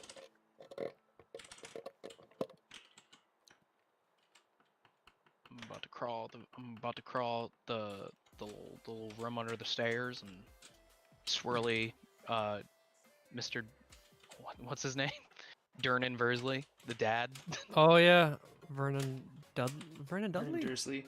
Dursley, yeah. Vernon and Petunia. Petunia. Petunia. Yeah. I wish I'm And a I Harry forget the Potter son's fan, but don't name. remember the names of all the Dursleys. No, they all suck. Well, Love yeah. Dursley's. But you What's kind the of, son? but they're like, What a bunch of Dursleys, honestly. True. yeah, except for the son, because the son like had the redemption arc. He did, He honestly. had a little I bit of thought, one. Yeah. I thought that was cute, honestly, where like he Yeah. kind of apologizes and stuff. I'm like, oh, that's wholesome. Yeah, what was it? J.K. Rowling was thinking about writing in that Dudley's son ended up being a wizard, but didn't do that. That's cool. That would have been cool, and I kind of Yeah. would have liked that, but also, yeah, I think it was like mentioned in an interview or something, and I'm just like, that would have been cool, but it would have made the ending way too complicated for what it's worth, so I understand why it was left out. Yeah. Yeah, it's weird. I find myself in a weird minority. I didn't really like the ending at the end where like the whole 20 or 30 years later where like it Mhm. shows Harry as like he's there with Ginny and he meets up with Draco and his wife and they're sending their kids off. I'm like, I just remember watching that. I was just like, I don't need to see this. Yeah, I feel This you. kind of Yeah. takes away from it a little bit in my opinion. And then Yeah. she put out like Harry Potter and the Cursed Child, and when I found out that was about, I'm like, I don't need that. Yeah. Yeah. Also, yeah. The books end when Harry wonders if Griphook will give him a sandwich. But do we know? Does Griphook ever give Harry a sandwich? Harry Dad- deserved Never a know. sandwich. He does. He does. What do you think Harry's favorite kind of sandwich is? What was it? I don't know. I think I'm just. if I had to guess, I feel like Harry would be like, I feel like he's a chicken parm boy, but I Yeah. might be wrong. Let's go see maybe like a Reuben. A Reuben. Yeah. Okay. All right. We're done with Talcen. What do we all think? That looks good. I like it. That looks real good. He looks ready to Maybe he's a toast sandwich kind of guy. He looks like he's ready to magic every item in a room 2 inches to the left. I like that. I'm just trying to see what do you think he's looking at? He's like, Yeah. Clearly something he's not supposed to have. Yeah, he's up to some shit. That or he's about to do something really stupid. Like It reminds he me- either wants something really bad or like he's viewing something from a distance that he thinks is safe but really isn't, and something's about to happen. It reminds me of another weird, strange video. I want to find it now. Just It's like pop it y'all up. can't have any more Polyjuice potion. I took it and I hid it all in the Forbidden Forest. What would you do with Polyjuice Potion in the Forbidden Forest? I don't know. It's all mine What though. You wouldn't you can't do? have any. I can be anybody. I can be Dumbledore. I can be Johnny Depp in the goddamn freaking Hell yeah. Anybody remember wouldn't when want that? Hermione became a furry? What? Anybody What? remember when Hermione became a furry in the second book? Oh yeah. my god. Okay, she And in the swallowed- movie. Yeah, cat hair. Oh yeah. Dude, Ron was about it. Like when she transformed, there was that same that one show where he's just like, oh. I was like, all right, Ron. Okay. Here we go. Whatever happened to Good the shit. actor for Ron Weasley? Oh, boy. he's what's his face? Rupert something. He's vibing. He's doing stuff. Oh yeah. He was in I'm pretty sure he was in Daredevil for a few episodes. See, Spit Media could not be played. Why not? It's too Is this- cursed. Oh, I've seen this. It's good, right? It's really good. I love this one. Time to do some sketchy shit. I don't know why, but I get a very nice particular kick that he's reaching for some Utz chips. I don't know why. I'm just like, yeah. Hell yeah. That's convenient. I feel like it's because I haven't seen Utz chips in like fucking a decade. Same. I low-key love Utz though. They have like the bangest flavors. Like they have slap. old. Have you ever had like Old Bay flavored Utz chips? Yeah. Oh, they're so good. They slap. Right. They So do. next up we have Ooh, chips. yeah, ooh, chips. We have the choice between Lumi and Cujo. So Chet, who do you want to see next? Do you want to see the Fine China Cat or the Beach Otter? I like that distinction.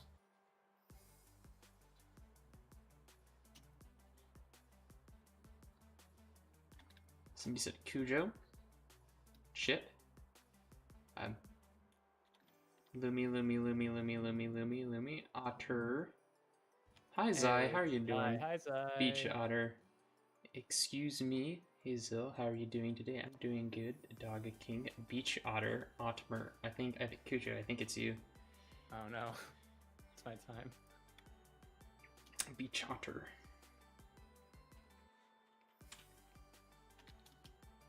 How do we want to do this? Skill and finesse. Typically by using your stylus. That too. All I remember about like my earlier character designs at the Otter is that this wouldn't be the first time that by your hand you morphed it into another species. So I'm curious to see how you want to approach it.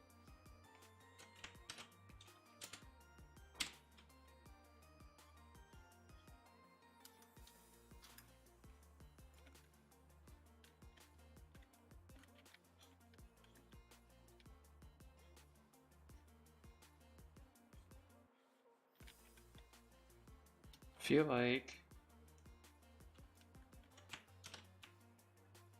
like I don't know.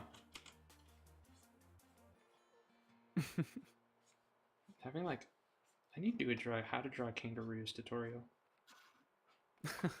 How does one? For yourself, or are you stating that as in like you do them so much you may as well?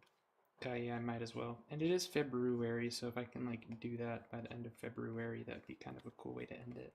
Especially since I haven't put out a new video in a while. Heck yeah. Yeah.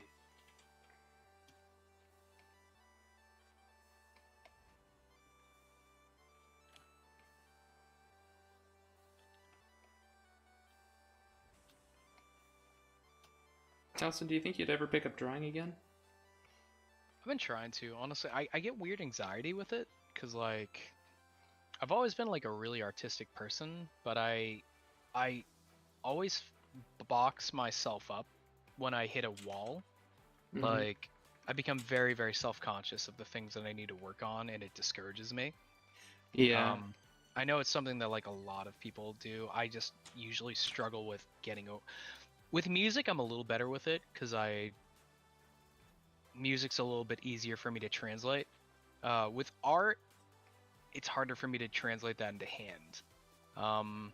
I've tried doing figure drawing and just sort of like doing like stick figures and stuff like that.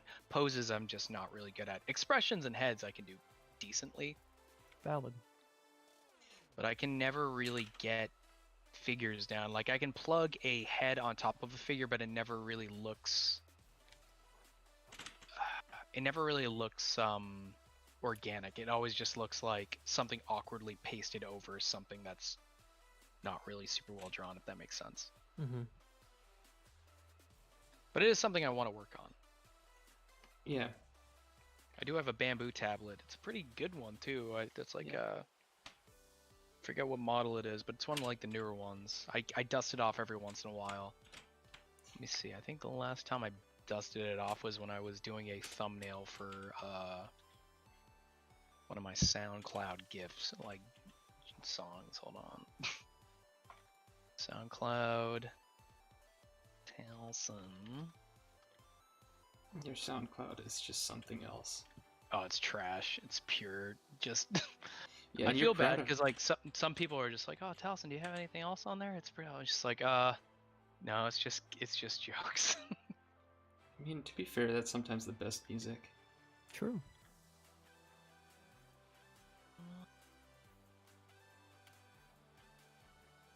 I look up SoundCloud/Talcen, and the first thing that comes up is Skuro. Hello, Skuro. Who's Skuro? Love you. Oh, Skuro's a friend of mine. He's another Nice. Jiller suitor. He's actually extremely talented. He is somebody that I really look up to in terms of like music stuff. Skuro was like one of the first fursuiter guys where like when I was getting into suiting, I was just like, oh my god, this guy does music too. That's awesome. Oh, and he's actually musically talented. That's great. Musically talented meaning like he plays guitar and he does that like while singing and stuff like that. He's very, very talented. Mm-hmm. I used to do music production, but then I forgot, and then I lost my pirated version of Fruity Loops, and I never just got back into it. So See valid. Yeah, Fruity Loops is a bop. I'm not gonna lie, like I made the transition over to like Max like Logic Pro is 2015. good too. I know like there's like a lot of people hate on Macs, but like if you get a MacBook or a decent Mac for like music and I don't know, any sort of like artistic thing, you get what you pay for, in my Yeah. opinion. Yeah, it's I- optimized, and it doesn't break as easily. I fuck Yes. with Logic. There's so many people that are just like, oh, why would you get a MacBook? Like you can't play anything on it. I'm like, well, who buys a Oh, yeah. MacBook wanting to play games on it? Like that Yeah, that doesn't ain't- make that ain't the doesn't point. make It's sense. the beautiful That ain't the point. answer of why you'd want a Mac is one word: stability. Yeah. Stability. That's my experience. It's good for video editing, good for Logic, Final Cut, Mhm. all that shit. I do I will admit I do like Premiere on PC a lot, mostly because I can use my GPU and stuff to That's a fair. really high extent. In Photoshop, like I'm running the file size that I use for this program are absolutely gargantuan, Mm-hmm. and it's like, say I have a setup like this streaming where I need a bunch of power going to the recording, and I have a I need to run Adobe products which try to avoid the GPU like the plague. It's really useful to have a very powerful RAM heavy CPU intense computer to back that up. Yeah. It also kind of makes it's just easier. It won't make you better, it'll just make it faster. And sometimes being more comfortable with your equipment is nice. That's why I'm slowly switching everything to a solid state drive. Nice. I recently learned how easy it is to use Lightroom when all of your photos are saved onto a NVMe PCIe solid state drive. And these are like 31 megabyte files that just render instantly. And it's amazing. Oh yeah. I'm trying to I think just about found it. So I think the last thing I literally doodled it up in like 5 seconds was like this, and I literally just doodled a furry over like clout goggles for this gag song I wrote. Mm-hmm. And as you can see, it's in that same angle that the rest of my that the rest of my pics are in. But oh god. Well, if you need help with drawing, I can definitely lend a hand. Yeah, no, I definitely take some pointers. You definitely Yeah. know what you're doing. Oh, I actually have a cool one that I gotta show you guys. It's gonna be on stream. It's called the Red Spear, and this is what I've been working on for the majority of the day. I may or may not have gone on an Ace Combat soundtrack bender and just went a bit ham. Ooh. Yeah, that makes sense. Oh. Me likey. No, no, that's fresh. That is some crisp stuff there, my dude. Whoa. Yeah. Yo, It's you like, got approval of the one and only Zai as well, who does Zai? incredible sci-fi ship designs Yeah. and other tech and cityscapes. It's So, incredibly, yeah, it's super stylized, dude. Wow.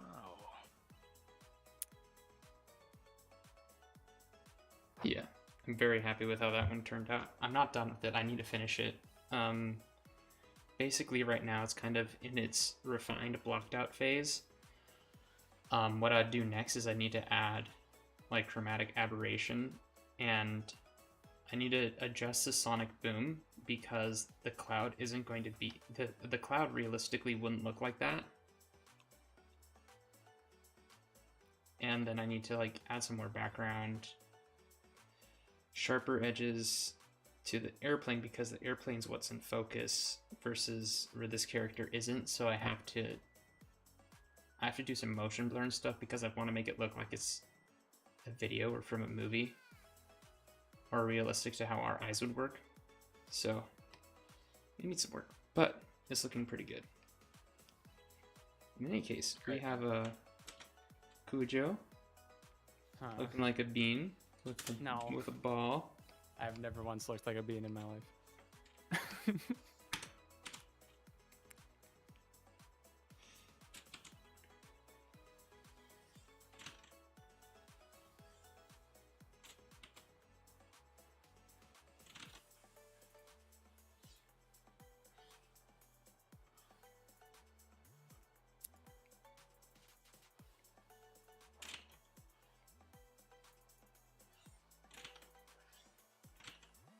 I think in terms of PCs, I'm pretty well set up. I don't feel like I'm slowed down by this thing at all. For rendering in general, or just your art programs? In my art programs and in like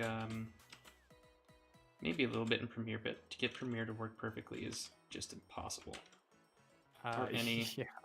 or any video editing program. It's just like it's an uphill battle. You can have the most powerful PC in the world, but you're not going to get it working just right, ever. Adobe will always find a way to stop you somehow. It's with how their rendering seems to function and load everything on your CPU. Well, I mean, to be fair, it's not just a Adobe problem. It's just video editors in general just tend to be intensive. awful. Yeah. Adobe's, like, I've tried other ones as well, and Adobe is the one that seems the most refined, almost, or stable. There's a reason it's like an industry staple, but yeah, not to say that it isn't, that it's flawless, basically. Yeah, it is not flawless. Yeah, it's definitely not. It's frankly just, it's not stable in the slightest, by any stretch of the imagination. No. But in terms of video editors that are stable, it's unfortunately the most stable. Yep. Which sucks.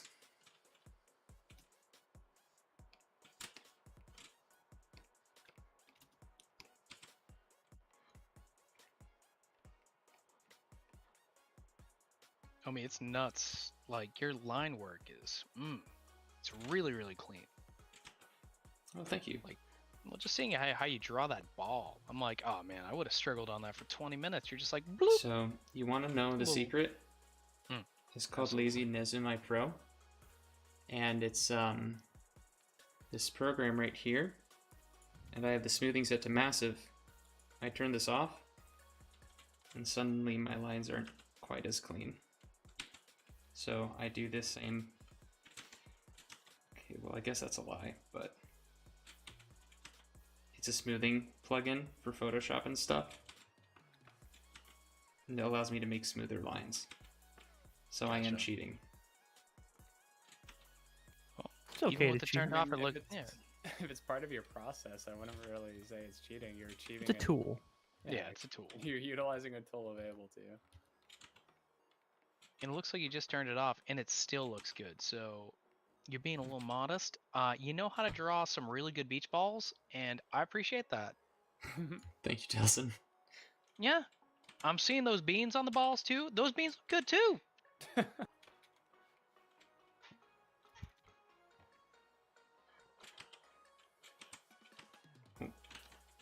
Talcen, when do you think Beta's gonna get a VR chat up and running?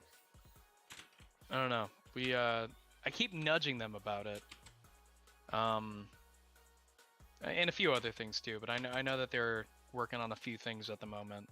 You know that boy's always busy, busy, busy. Yeah, I wish I had that work ethic. Aw.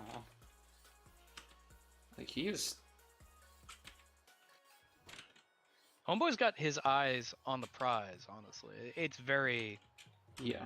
like he knows what he wants, and it's very admirable. Mm-hmm. But one of these days, we're gonna be clowning around in Hogwarts in VR, and all right, and I'm gonna figure out what house I'm gonna figure out which house he's in. What house do you think Beta's in?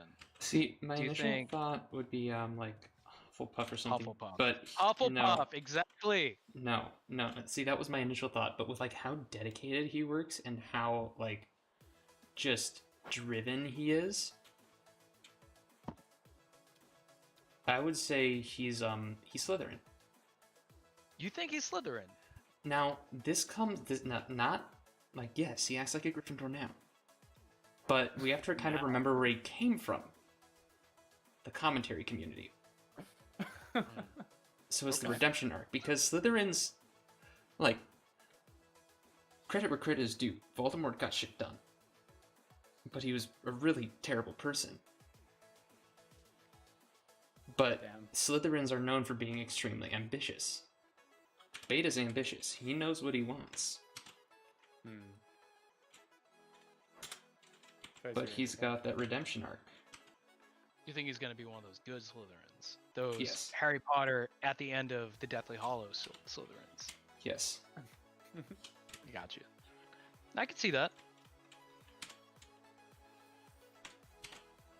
It's Right? funny every time me and Beta hang out, he comes, like they come through, and we always come across the same issue. We're like, oh man, which horror movie should we watch tonight? Like, he hadn't seen Vampire's Kiss starring Nicolas Cage. I'm not sure. It's a very underrated gem. It's a little dated, but it's a movie about Nicolas Cage, who thinks he's turning into a vampire after a one-night stand with somebody, and he just erupts into a bunch of crazy Nicolas Cage mannerisms throughout the entire movie. And oh god, it was such a good night. Wait, is he actually playing himself for the duration? No, but like you know that unhinged Nicolas Cage energy that he's known for. It's literally just that for like 2 hours straight. Damn. It's one of my favorite Nicolas Cage movies ever, because it's like the director was just like, hey Nicolas, do you want to just sort of do you want to be a lunatic for 2 hours straight? He's like, yeah, absolutely. Be yourself. Do you have any idea how much money I owe in taxes? Please let me.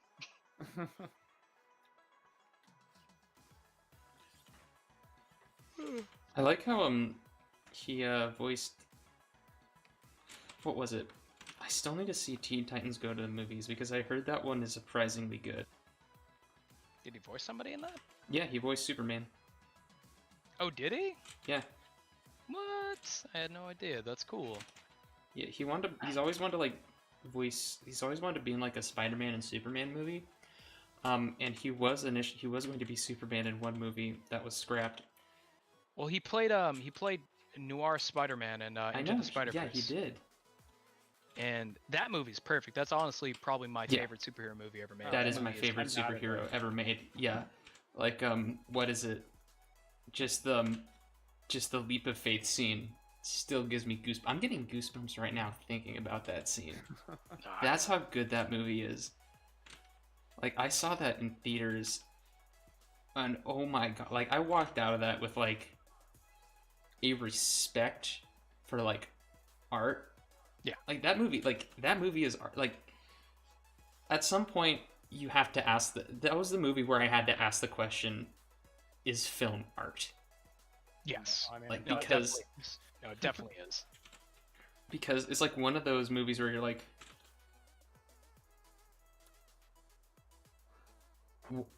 what did I just watch? Like, that was like that was more than a movie. Like it's a mastery of the medium. You know, it's like Yeah. there's a lot going on for it. it sucks because like after like I was low-key angry with Into the Spider-Verse for a minute because I got mad. I was just like, you're really gonna set that kind of bar for superhero movies now? Am I really gonna have to compare superhero movies to this? This is good. This is too good. God damn. For sure. And like now every time like I hear about a Spider-Man movie, I'm just like, it's not gonna be as good as Into the Spider-Verse. Whatever. Oh, the new Spider-Man movie is gonna have Tobey Maguire coming back. Whatever. If it doesn't have Miles Morales, I don't really give a frick. That's the thing Right. where like, it's Into the Spider-Verse just made me realize I'm just like, I like Peter Parker. I will always love Peter Parker, but I'm so sick and tired of Peter Parker Spider-Man movies. Just make some more Miles Morales movies. That's why when they greenlit the second one, I'm like, good. It's gonna be more stuff from a different perspective, and it's just gonna feel new. Because I'm so sick and tired of seeing him getting bit by that spider, and I'm so sick and tired of seeing Uncle Ben die. Just stop killing him. Just stop it. He's died like 3 times. Well, like Uncle in Ben, the please don't die, Uncle Ben. Ugh. well, what is it like? Please. I think that actually speaks to what is it? Oh gosh, the Spider-Man Far From Home and like the one that the Marvel Cinematic Universe did. It's like that's what I appreciate about it. It's just like we know. Yeah. We know what happens. We don't need to acknowledge it. We can just kind of move on from there. I am gonna go on the record. As far as like the live action Peter Parkers go, Tobey Maguire is kind of the best. Honestly, I think he Yeah. is the perfect Peter Parker. He's my favorite. He's the best because like what was the one after that, Andrew Garfield? Like every other iteration of Peter Parker, he's too cool. Like Mhm.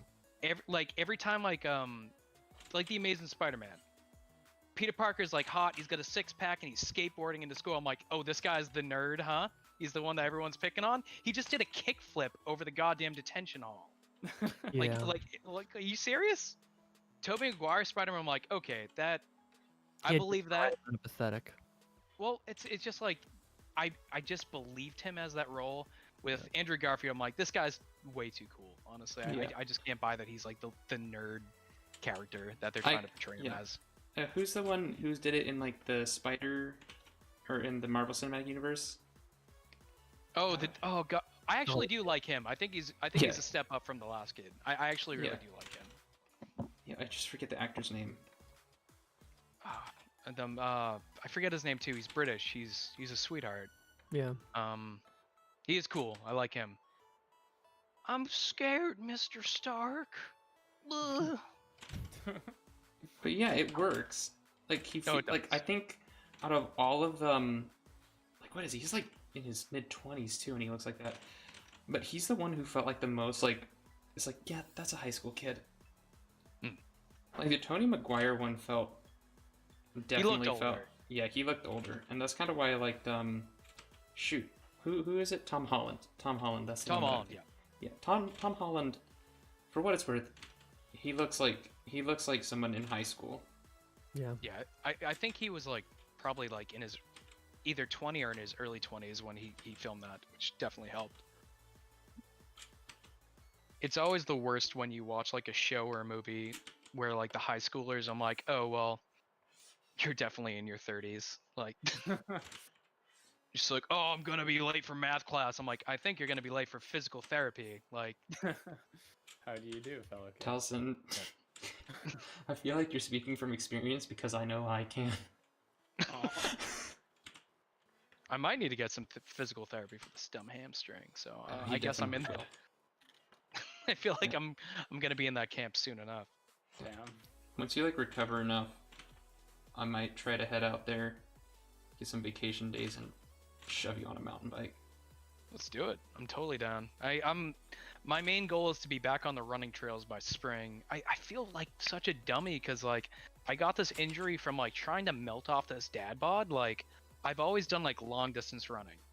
So like I started going on runs at the beginning of the year because, you know, New Year's resolutions, new year, new me. And I'm like, let's go. And 2 runs into the new year, at the end of the run, I'm like, ooh, what is that? I got like this pinch in the back of my leg. And then like I went to bed the next day. I check out my hamstring. And it's just completely inflamed. Oh. And now like I'm getting it checked out.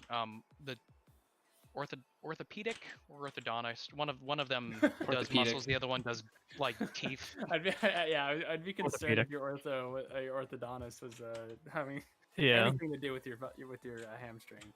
Well, like I remember like going in there and like they're just like, oh well, did you stretch before the run? I'm like, I don't know. If I did, do you think I'd be here? Like, yeah, probably not. You probably just tore it. Let's get you an MRI. I'm like, ugh, great, an MRI. It sure is great not being 20 anymore. I love it. Are you in your 30s? I just hit 30. Once you hit Oh, the big heck yeah. 30, stuff changes. Sorry, You you're hear... not in the fandom anymore. I remember reading. Give me your card. I remember hearing about that, and it happened like right around when my injury first started, and I was just like, you know what? Kind of right. Let's go.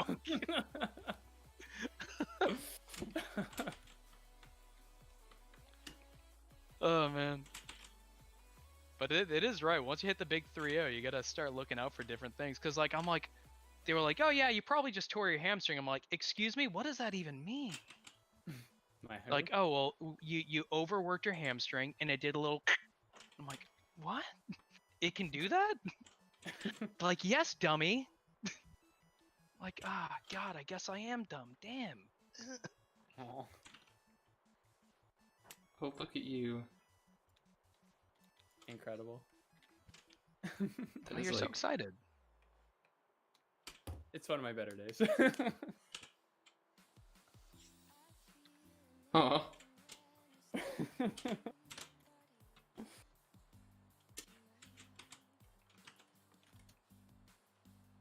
Should I just try you looking up and crying then? No. You're okay. Don't you worry about it.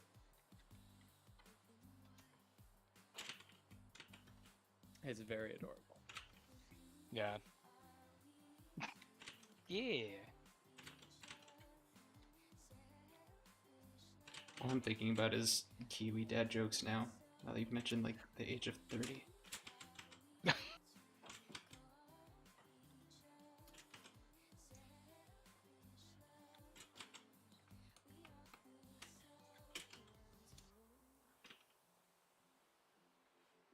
Talcen, you haven't quite hit dad energy yet though, so No. when do you think that's gonna happen? Well, it's weird because like up until 2020 when this whole mess started, anytime I would ever go to buy like beer or something like that, I would always get carded. Always. Cuz like I had a six-pack, I was very slim, I worked out, and I have like this kind of energy. Anytime I went to buy beer, they're like, ID please, because you're clearly 20 You or child. 19. Oh, are you skipping gym class? We're gonna need. I'm just like, okay. Now they're just like, every time I go to like I buy like some White Claws, they're just like, I'm like, do you want to see my ID, please? They're like, no, you're like 40. I'm like, what? What happened? Please look at my ID. It's because I grew out the hair a little bit. Me and a couple of coworkers started this whole thing where like we made this commitment that we weren't gonna get haircuts until we all got vaccinated. Oh my gosh. So my hair is pretty strangly, and with all the stuff that's been going on, I've actually sprouted a few gray hairs. Fun. Oh, Yeah, heck I think that's like join another the sign of club. adulthood. Oh yeah, like I feel like Rogue from X-Men. Honestly, I'm kind of owning it. Think it's a Yeah. little powerful look.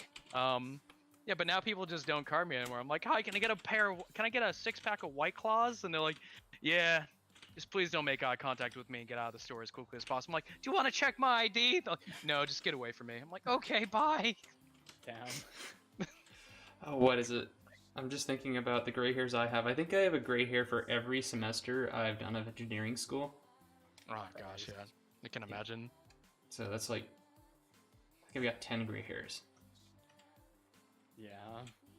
Yeah, and that's not even Great. a lie. Like, that engineering school did that to me. It might have been my own fault for overstressing stuff, but It doesn't matter now. I got my degree. Yeah. I With mean, honors. How old are you? I am in my 20s. I don't like Okay. telling my age. I don't like telling my age, and I'll tell you why.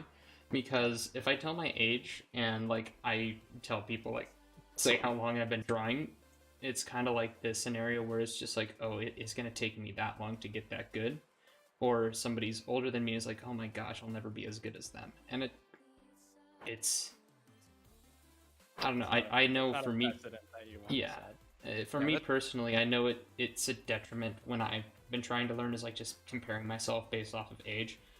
And I think the main thing that I have to say is like you can get this good. It is possible to get this good and just have fun with it. That's fair, honestly. It does suck. Like I've reached this point in my life where I'm just like, you know what, stress really does add a lot, and I should probably try to do better with that. Because I've always lived a very loose lifestyle, and I've always benefited from it. Like I've never had to worry about like appearance wise, like bags under the eyes or like gray hairs or anything like that. And like everybody throughout the past year, it's just like we've all been thrown hurdles and curveballs. And for the first time in my life, I'm like, ugh, I've got this baggage. I don't know what to do with it. And now like I can see it physically. And now I can't even buy White Claws without like I'm desperate for somebody to card me. I'm like, please think I'm on, please, I swear. But Oh, how the turntables. What is it's it? just yeah, it's detrimental to your health. Like you just gotta take like some time to clear your mental health and stuff like that. Yeah, I might try to do that this weekend. But I can't. I like staying busy. Same. Maybe I'll just like work on some videos, or maybe just tackle that Canyon Torque review that I put off for like years.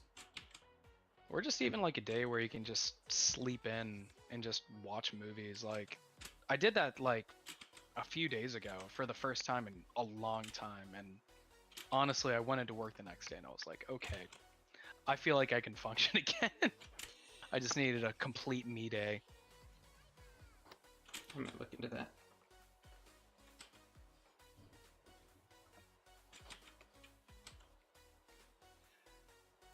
Yeah. This one's going by a lot faster. I think it's because I don't have to draw the rope.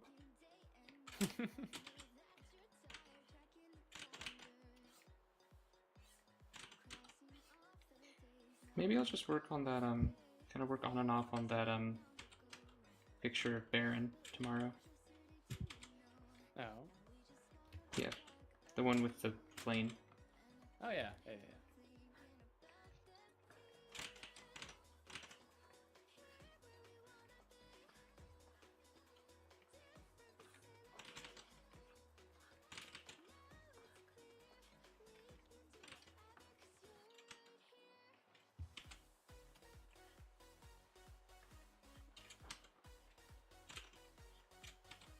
I will be right back.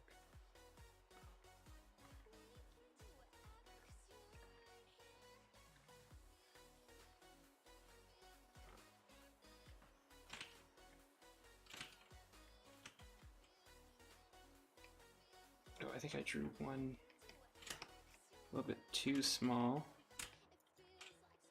Maybe I just drew that one too big. Maybe shrinking this side a little. Will help a bit. Looks pretty good. Look pretty symmetrical. Hell yeah. Ooh.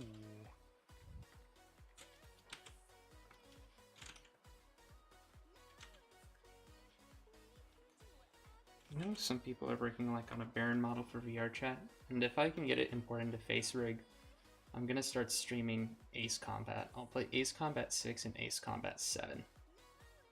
Oh yeah. But I really need to get back into streaming. I haven't streamed a single time since getting my PC up and running. Just been trying to figure out what to play. What do you normally like playing, I guess? I do a lot of VR stuff. I did like all of Resi 7 in VR and a lot of Elder Scrolls. But Outlast might be a good one. Outlast would be good. Outlast and Half-Life Alex, maybe? Half-Life, that would also be dope. Me and a few friends been playing a lot of The Forest. That's a good That one. one's been pretty Yeah. dope.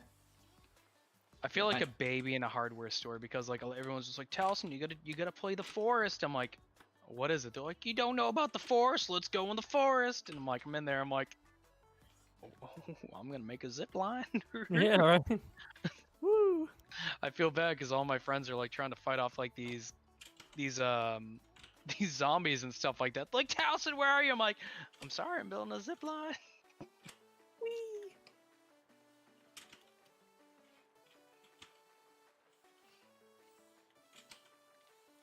I think, And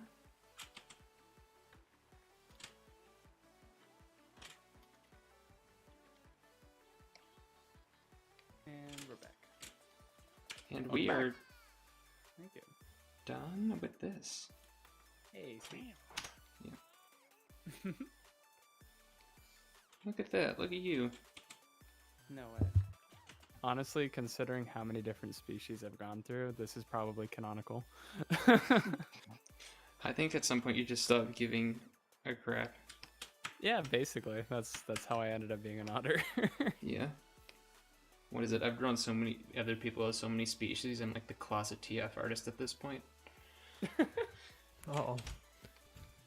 I'm just taking your friends and subjecting them to different species.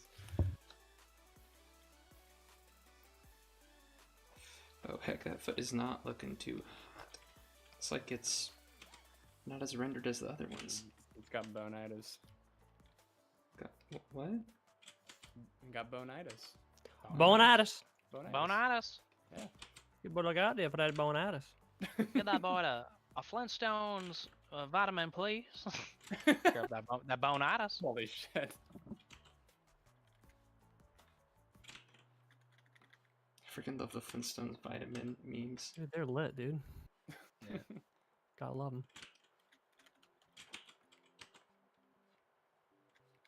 God, my roommate is just having a time on VR chat. I hope that doesn't bleed over. Aw. What's would you mind him poorly explaining what's going on? Or is it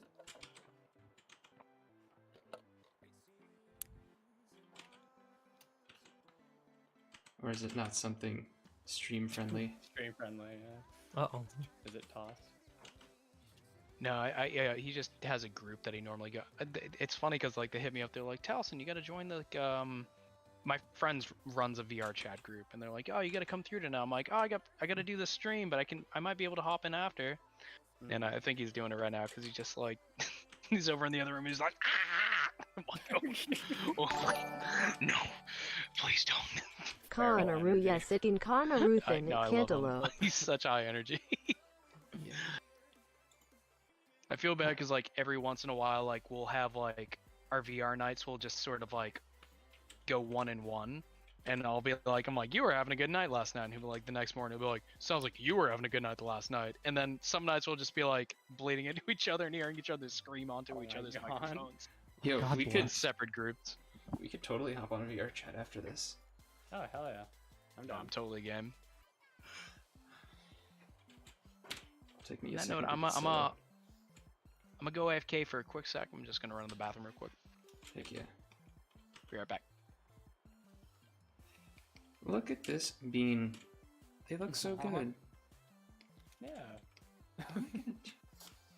So I'm gonna need this color. It doesn't really look out of place either, because it's like the tail proportions are generally just Yeah. like, yeah, that's otter-like anyway. So. Yeah.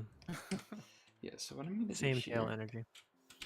True. and then I'm gonna need to like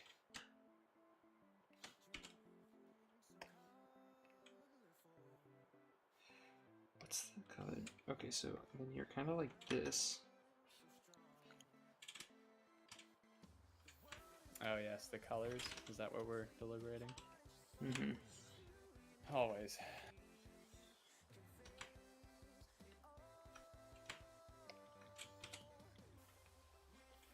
Oop.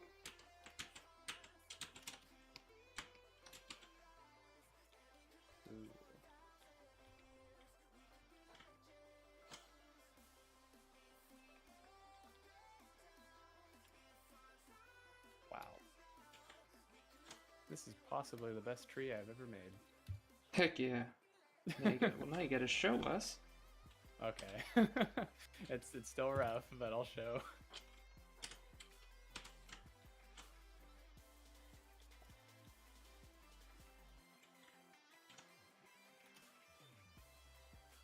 Export.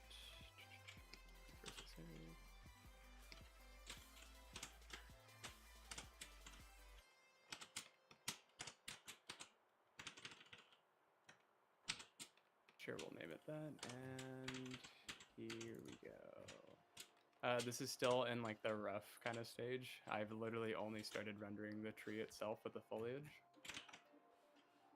But hey. Oh, heck yeah. I still have to like do the actual branches and stuff like that, but hey, the foliage is fun. And Lumi, you've been getting into drawing lately too, right? A little bit. A little bit. Here and there.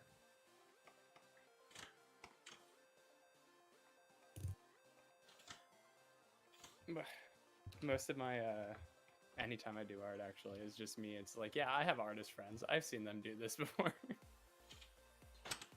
Yeah. I'm trying to get a little bit more refined with how I do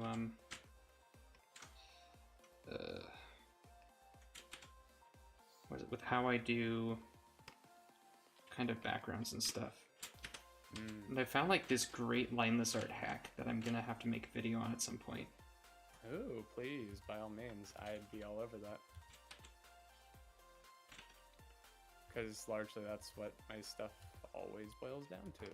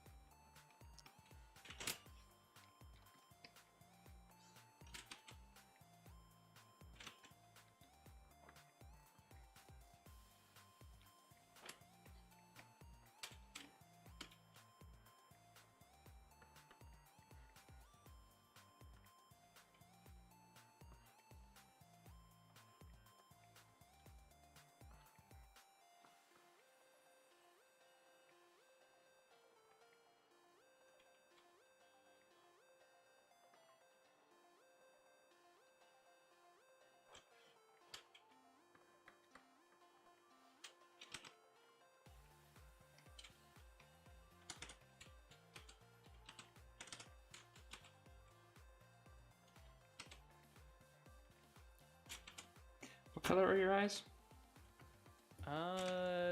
Yes. Absolutely, you got it. Wow, I actually have to look at my own ref.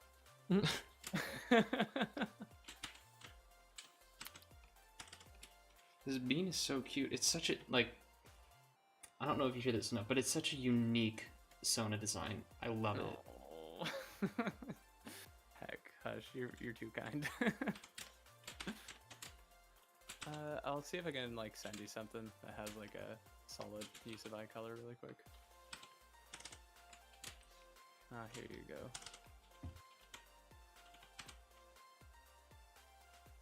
Bap, throw that in there. Kind of like a deep sea green. Yeah, more of like a sea green kind of.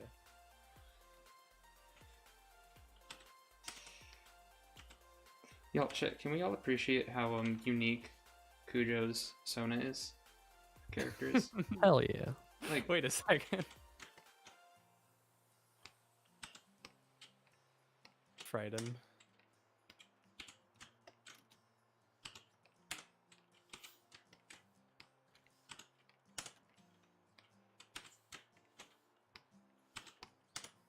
I don't know. When I set out to create Cujo, like it was based upon like my favorite things I've seen in natural landscapes. So I guess it's no surprise I've always been interested in photography and landscape painting. You know, my my grandmother, for instance, who like raised me for a good bit, was an oil painter, and so like I've always been interested. But like specifically to what she painted was like anytime there was a Mediterranean kind of biome. And one thing I adored about those was kind of like white sand beaches. We're talking like basically like South Europe, um, and like that just like really clear green kind of water. And that's what I used as the basis for the gradient between like the sky, like the greenish blue sea, and then like the sandy color for the tertiary. And so yeah, Cujo was basically just based off of a ocean biome. Good shit. Yeah, I can see it. thank you. Yeah, and it works really well. Aw. Especially like for an otter too, because it's like it's a beach themed otter, but it's like themed in such a it's themed in a very different way than what we are normally used to seeing. Aw. Yeah. It's a great color palette. Oof. It really pops too. Like honestly, I like how like it goes from like dark to light as it gets closer to the tummy and all that. It's Mhm. real nice. Thank you. Yeah, it's Thank very you very pleasant to kindly. look at. Yeah. All right. Yeah, we're just gonna continue simping over your character. Wait a second. And then mouth color. Like, what color is your? Is it just a fleshy color for the tongue? In all instances I've had it, yeah, it's just been like normal. Okay. I kind of think it works better that way too. Mm-hmm. And then we have like that sea green, the eyes.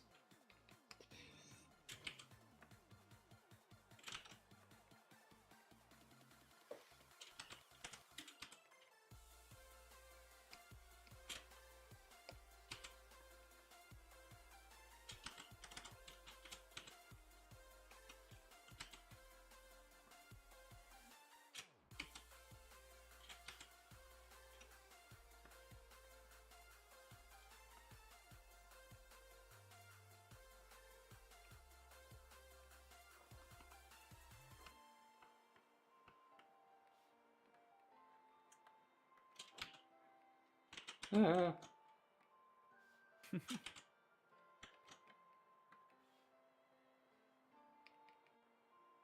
Look at that. Aw. No, it's Yeah, cute. like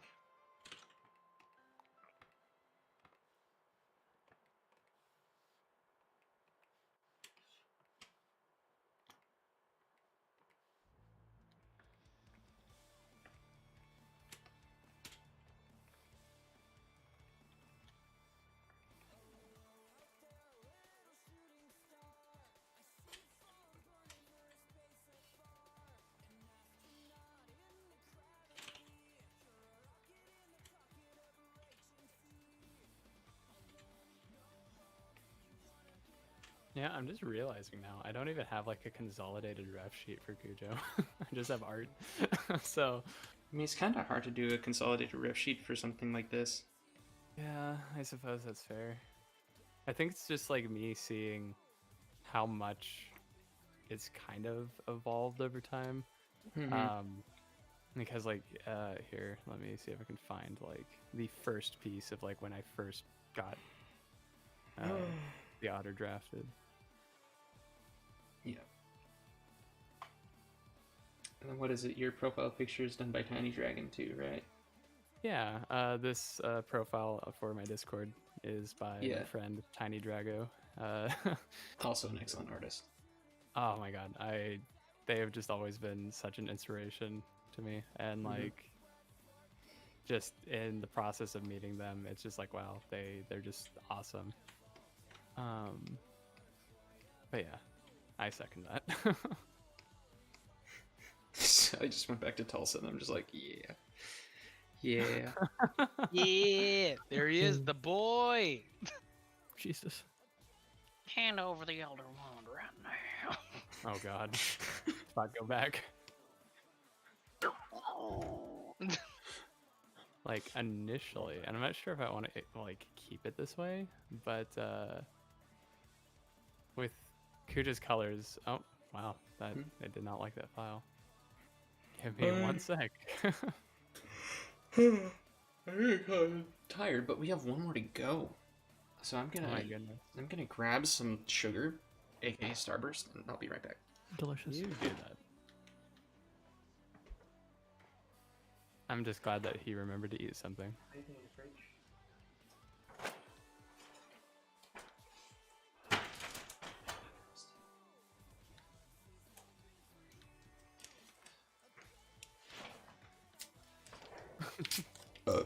The boy, yes indeed.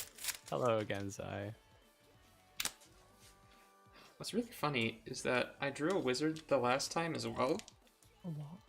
So we have like this serious wizard that I drew last time, the serious wizard kangaroo. And then this time we have The a shit poster.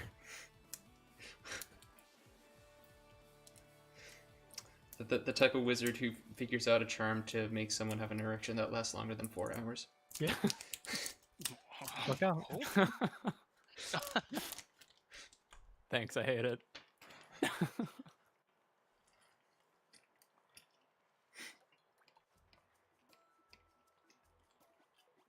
We stand a gremlin.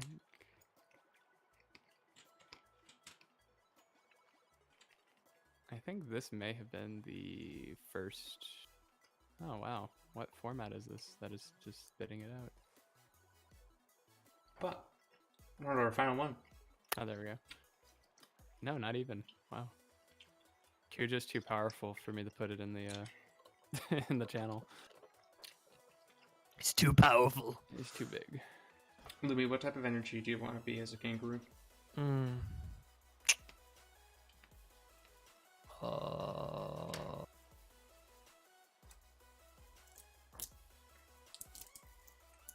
This feels like a pop quiz. If you like magically turn into a kangaroo for a day, what would be the first thing you do? Kick. Kick. Kick. I'd Just say. kick. Pretty valid, honestly. Yeah.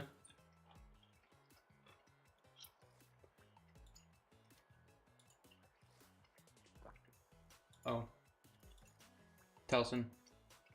You need more Hello? maned wolf in your life. There we go. Aw. Let's take a look. Ooh, is that a main Is that a main wolf in a box? Yeah.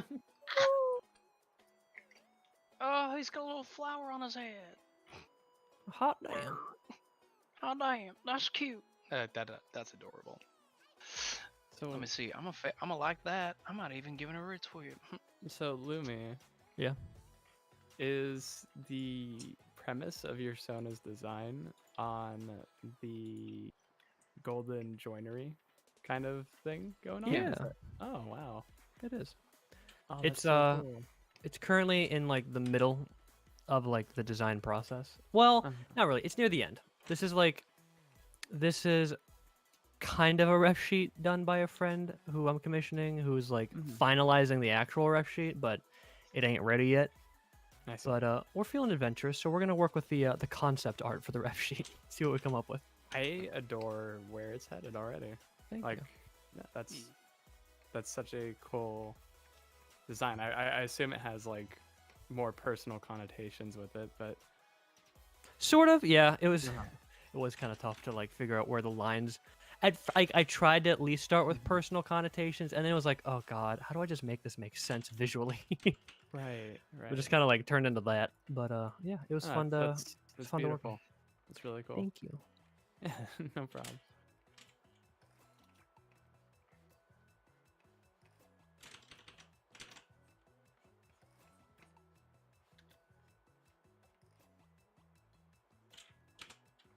Well, I like this pose already. Jeez.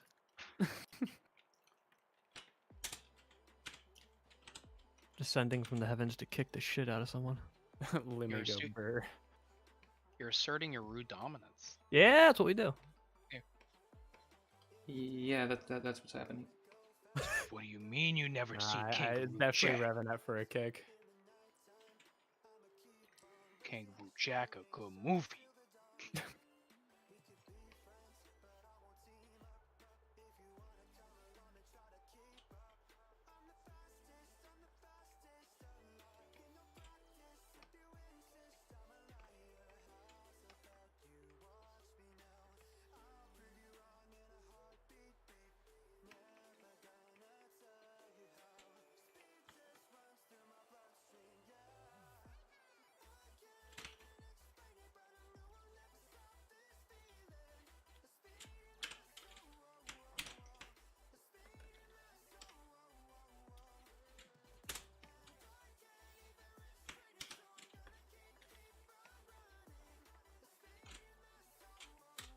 Oh no.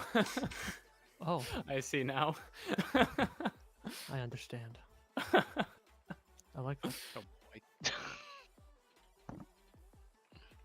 I'm picking up what you're putting down.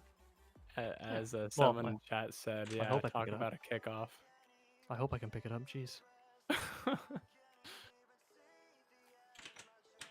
Oh no.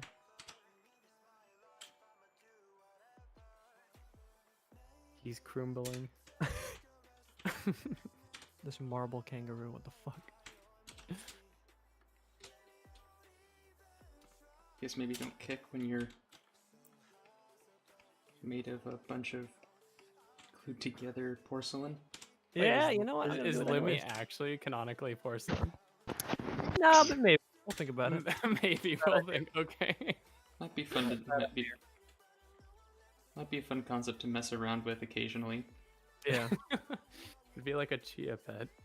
I need a- Can you just? Sorry, I'm imagining. Exactly. Yeah, I mean, like, look, it looks like it has fur, but like it. If What's it was beneath just that? porcelain. Yeah. Yeah. Or like you could break apart and reform. You just imagine like jumping off of like a 10-foot rise and just yelling "cha cha cha cha," shattering into a million pieces. Chia! and- Terrifying. Oh my god. That is our dominance. Yeah, gotta assert that dominance. Good God. I need a porcelain fursuit. Oh my god. No, you don't. No, you really don't. I'll be the first to rigid, tell rugged. you. I need it. Be the first ever.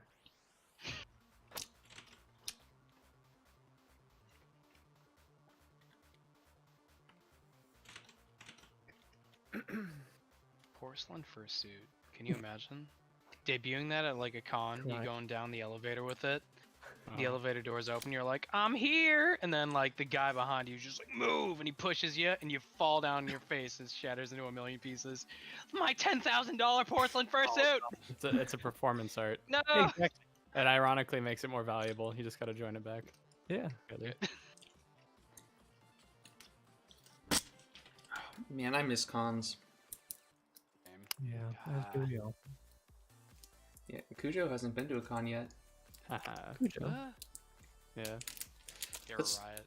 Let's do the what's the best way that we can each explain con experiences to our friend who has never been to a con. They're fair. I don't know, honestly. Like, if it's your first time going to a con, there's really no way to explain it. Like, I remember when I first got into furry, the only con I went to was AC for years, like Anthrocon, Mhm. and I was just I knew that there were other cons, but I just assumed that AC was like the biggest one, and I was just like, I'm just gonna go to AC because that's the best one. Why even bother when like this is the best one? And every year, every time I'd go to AC, I'm just like, oh, it's like Christmas, but I'm an adult. It's like Yeah. waking up on Christmas morning every day except you're 20, and it's great. The Except I'm like really, really, really tired and groggy and hungover every day. But basically you can get whatever you want out of a con. I think that's the best thing about it. Like, no matter what kind of like social experience you want, if you're looking for that kind of social experience, you'll find it. for sure. If you want like sort of a laid back experience where you just want to hang out with people and talk about furry stuff, or Dungeons and Dragons or anything like that, anime, music, whatever, that's fine. Or if you're a party animal, if you want to do that and you want to like hang out and party with people till like 2 or 3 a.m., you can do that too. That's the thing about cons that are really magical. And no matter what kind of group or party vibe you're going for, you'll find that at a con, and there is something pretty great about that. Yeah, and Borderline magical. Yeah, Borderline Harry Potter-esque. True. You got the Wait a fucking letter to Hogwarts, and you're just going. Damn. You're on the train, buddy. Harry, you're a furry, Harry. I'm a what? You know what? Oh no. Hagrid, which con do I belong to? Oh my god. Oh my, Oh my God. Hat of sorting, but instead it's like, what species are you? oh my god. No, but like Hat of Sorting, but it's like a convention you align with. Yeah. What house are you? Lumi? Like what Hogwarts house? Yeah, Yeah, yeah. What like, allegiance do you? what allegiance? What con allegiance do you I- have? What con allegiance? Ooh, I'm an AC Yeah. boy. Ooh. Oh god. Can I answer next? Yeah. I got you. Listen, I was an AC boy. I ain't gonna lie. I'm a Further Equinox boy now. Further Equinox is a bop. I love FE. I love AC because of the location. Yeah. I think that location is clutch. It's really good. You have the waterfront, and there is always something going on at the waterfront. No matter what time, day or night, you can always have fun there. Further Equinox is like AC and MFF combined together without any of the crowds. Like, Nice. every time I've gone to FE, it's just I've always run into like really quality groups of people, and it's just nothing but good times. And you're in downtown Toronto. There is a Tim Hortons right across the street that is combined to almost like a 24-hour grocery store. How? That's great. There is a poutine place that's open till 4 a.m. Ever since I was first in the fandom, FE was one of the convention spaces I had always wanted to go to. Wasn't it the one that you were gonna go to, as well? Yes, specifically because like you and Krium, and then I have a bunch of friends up there. I So, know. Like, I was looking so forward to that. for real. And I see, was like- that's the thing that's like just I don't even know how to describe it. It just screws me up, man. That like I've been just thinking back. I've been in this fandom for a decade and have not been to a con. Yeah. I was in it for a good 8 years before I went to a con. I feel you, buddy. Yeah. I mean, at this point, like you have a pretty good idea of like the ins and outs of it though. So like when you actually get there, I remember when I went to my first con, I was pretty new to furry, and I'm not gonna lie, I was terrified of fursuits for at least 3 years. Yeah. Like, I couldn't look at them. They Masculophobia. scared me so much. They're intimidating. Yeah, masculophobia. Well, that's the thing. Like, I'd never in my life been around people, but weren't able to read their facial expressions. Like, I remember just super young me, and like I was just very high energy, like twice the amount of energy that I am now. So I was like just doing cartwheels all over the place, and I was like, I'm so happy to be here. This is so great. I love it. And then like I remember I did like a cartwheel or some stupid dumb little roll, and I somehow managed to roll right in the middle of a fursuiter's like photo shoot. And I rolled over on my back. It was like one of my first times seeing fursuiters, and I'm on my back on the floor, and just a bunch of fursuiters looming over me, and they're just looking down at me, and they're just like, "You're in our shot. You ruined our shot. My God. You're in our shot. Can you leave?" And I was just like, "Oh, I'm so sorry. Please, don't look at me anymore." And like I that's kinda crawled wild. out of there. Wow, what a bunch of dicks. Well, no, I might be misremembering, but like I look back on it, and I'm just like, what a goofy memory. Like, I think it was just like I just didn't really understand like con etiquette at that point. Like, I think I was like in the zoo or something, and maybe they were lining up for a shot, and I was just so razzed to be there, and I was just like, wow, look at this. There's people in costumes everywhere. I'm gonna do a cartwheel, and I did, and I was just like, oh no. Neuron activation. I gotta go. Yeah. You get the zoomies.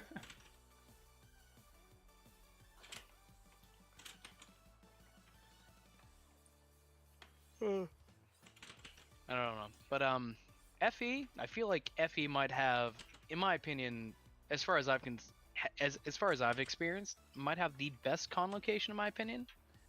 AC is a very close runner-up though. As much as I do love MFF, that con location is hot, sweaty garbage in the freezing December cold. Yeah. There's nothing Yeah. there, and they just closed down Hofbrauhaus, which means there's even less there than there was before. Dang.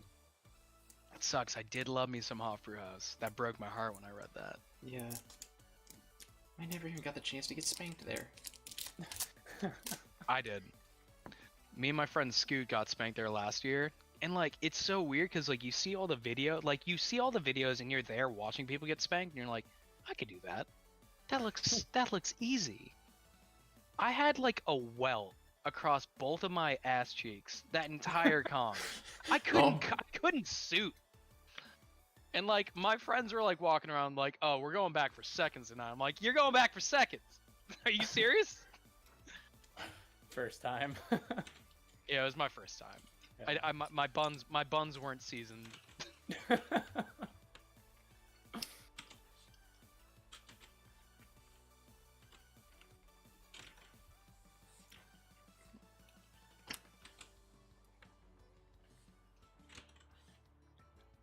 If I did that, I'd probably start crying. It's this weird Well, like, I reaction remember- thing. Like, Well, it's like, Hmm? oh, I'm sorry, go ahead. no, I'm eating a Starbird. You can go. Well, it's like it's funny you mentioned that because like you remember that like when you're a kid and you get hurt and you have like that little wind-up phase before you start crying where you go like and then you start like bawling out. I remember doing that when I got spanked and I was just like and I just started laughing because I was just like, if I don't laugh I'm gonna cry, and I'm not crying in front of all my friends. Oh my god. I'll laugh the pain away, buddy. Oh yeah. Yeah, I'll have to do that. Because I'm, like, it's weird because I did Taekwondo. I wasn't a very good Taekwondo, like, martial artist or anything. Hey, same. But, and thank God I didn't keep up with it. That would have been a terrible, I was terribly disciplined and I probably shouldn't have done it at that age. I kind of can second that. Yeah. Yeah, it's like when you get older and like realize, kind of like when you're like a kid, it's like, yeah, like they always like say it's like it's all about discipline and stuff, and you're like, yeah, just teach me how to punch and stuff. And then you get older and you're like, and at least for me, it's like, yeah, that's the stuff I remembered.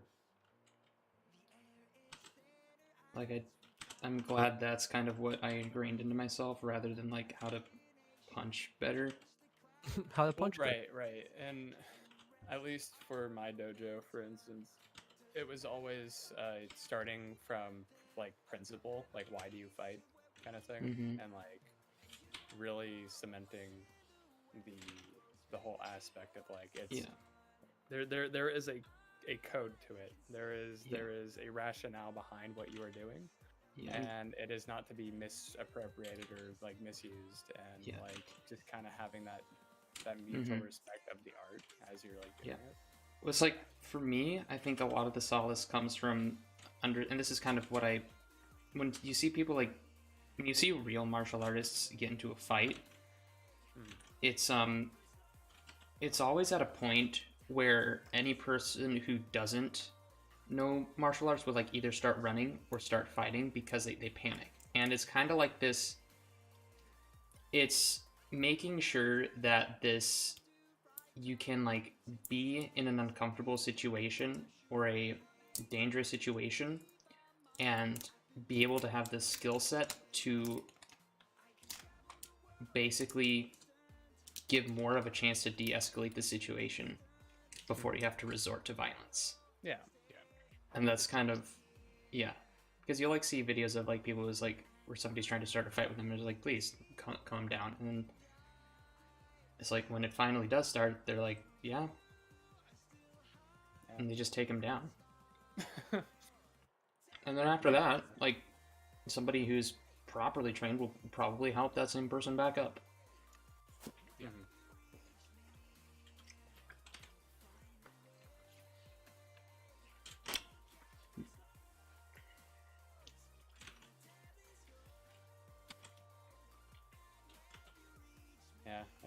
The only reason I ended up stopping was, like for the age. I was in a dojo from like the time I was like 8 years old to like 15, something like that.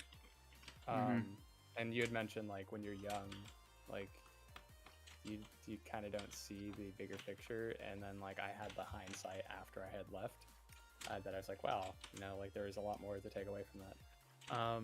But I really want to get back into it. the reason I left is because I totally I mangled my arm, like twice. Broke it in 4 places and dislocated my wrist at the same time. How? How'd you manage that?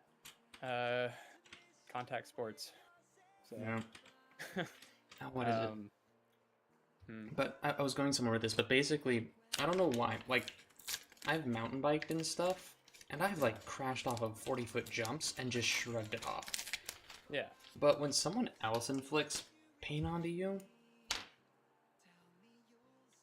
yeah, it's a different story. Yeah, it's completely different. Yeah.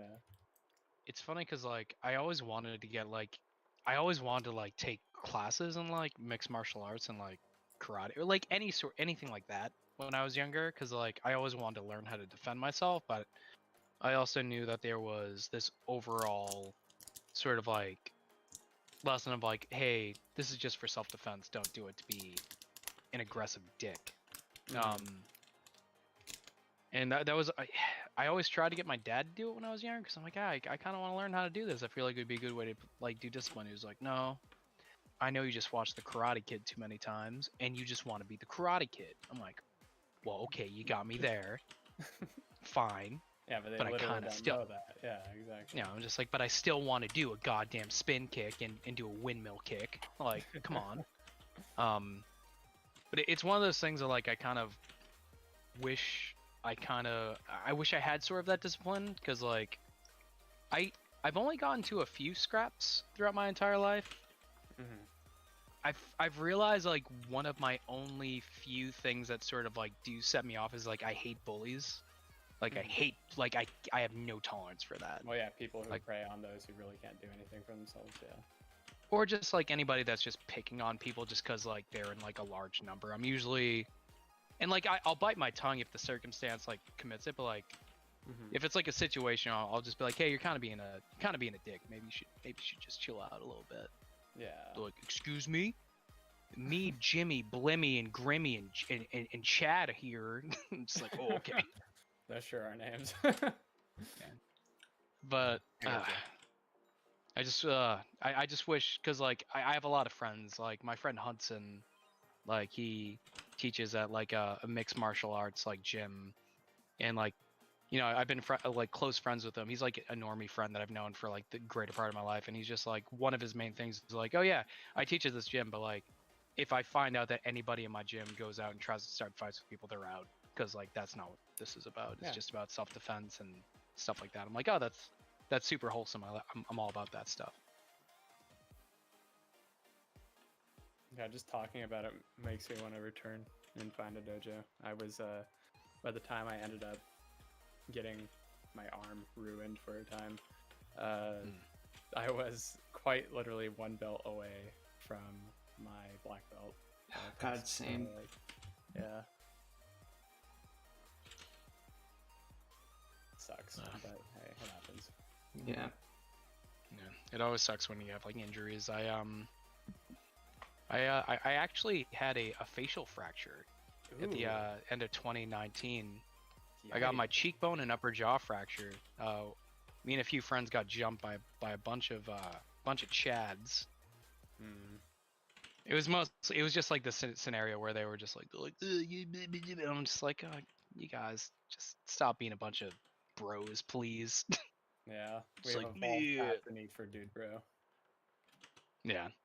But like that was just one of those scenarios where I'm just like, well, I wish I had like that kind of like that sort of fighting training I wanted as a kid, but it's also just one of those things where like it's weird because like you never realize because like you watch these movies like where people like get into fights and stuff like that and like you don't realize until the moment like one punch to the face if it's done well enough can do some pretty dumb damage. Oh, yeah. Yeah. Yeah. Undoubtedly. And like I remember like it was like this thing like afterwards like I had a black eye for like a week and then it started to go down. I'm like it still feels kind of weird. And I went to a doctor. They're like, oh yeah, this is like the your zygomatic arch got fractured in this. I'm like, really? Like, yeah. I'm like, do I need anything? Like, no, you just gotta let it heal. I'm like, oh, okay, that's weird. I didn't know that was a thing. Yeah. What is it? The human body under and this is kind of like stuff that you learn doing martial arts, is like the human body, an untrained fight generally lasts 30 seconds due to the human endurance being able to do a burst, like maximum burst strength at that amount of, under that amount of duress. Mm-hmm. So a lot of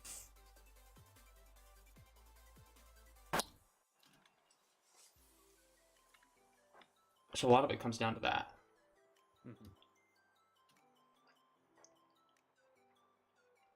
You can take more of a beating than you think. Humans are resilient. Yes and no. Well, yeah, Because like there's so many variables that go into it, of course, but like mm-hmm. just as a general kind of statement, I guess.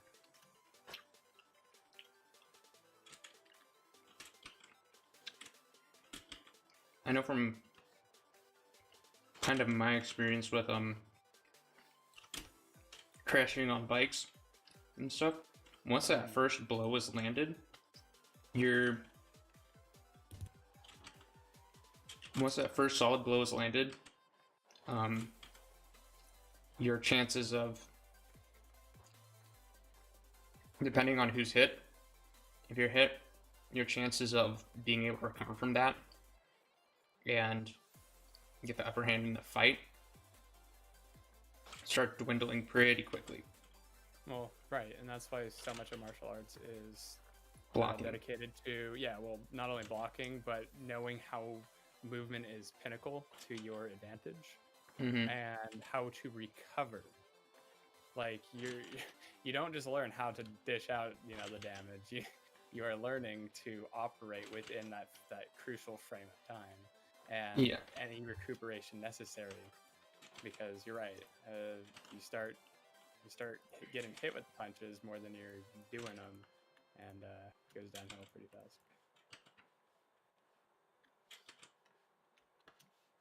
Yeah, but on that note, whenever I did like sparring days, I would always cry. And it was just like a gut reaction that I could never break. So it always just like, I don't know why it happened. Actually, I should probably talk to a therapist about that. Aww. It kind of plays into what I'm currently talking to my therapist about. Mm-hmm. So obviously you don't have to like dishevel it here on stream, but like afterwards if you want, we can talk about it. All right. Yeah. We're getting pretty close to done. Okay.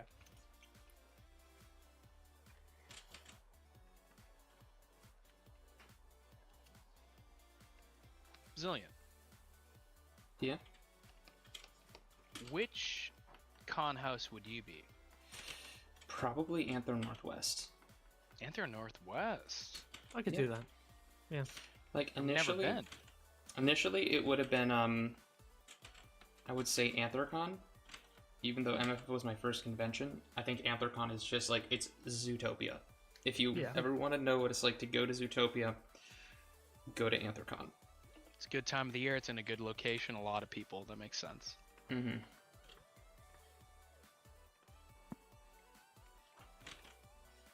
Good choice. Honestly, I've always wanted to go to Eurofriends. I feel so bad because I put it on the back burner for so long because I was just like, I'll just keep it in my back pocket. I can go whenever I want. And then 2020 hit. I'm like, I guess I can't go whenever I want. Like, nope. Well, whenever the next one is, I'll try to go then. But what is it? Oh wow, I drew that foot way too large. Look how big that is. Big foot. Yeah, absolutely gargantuan. My bad. Damn, massive.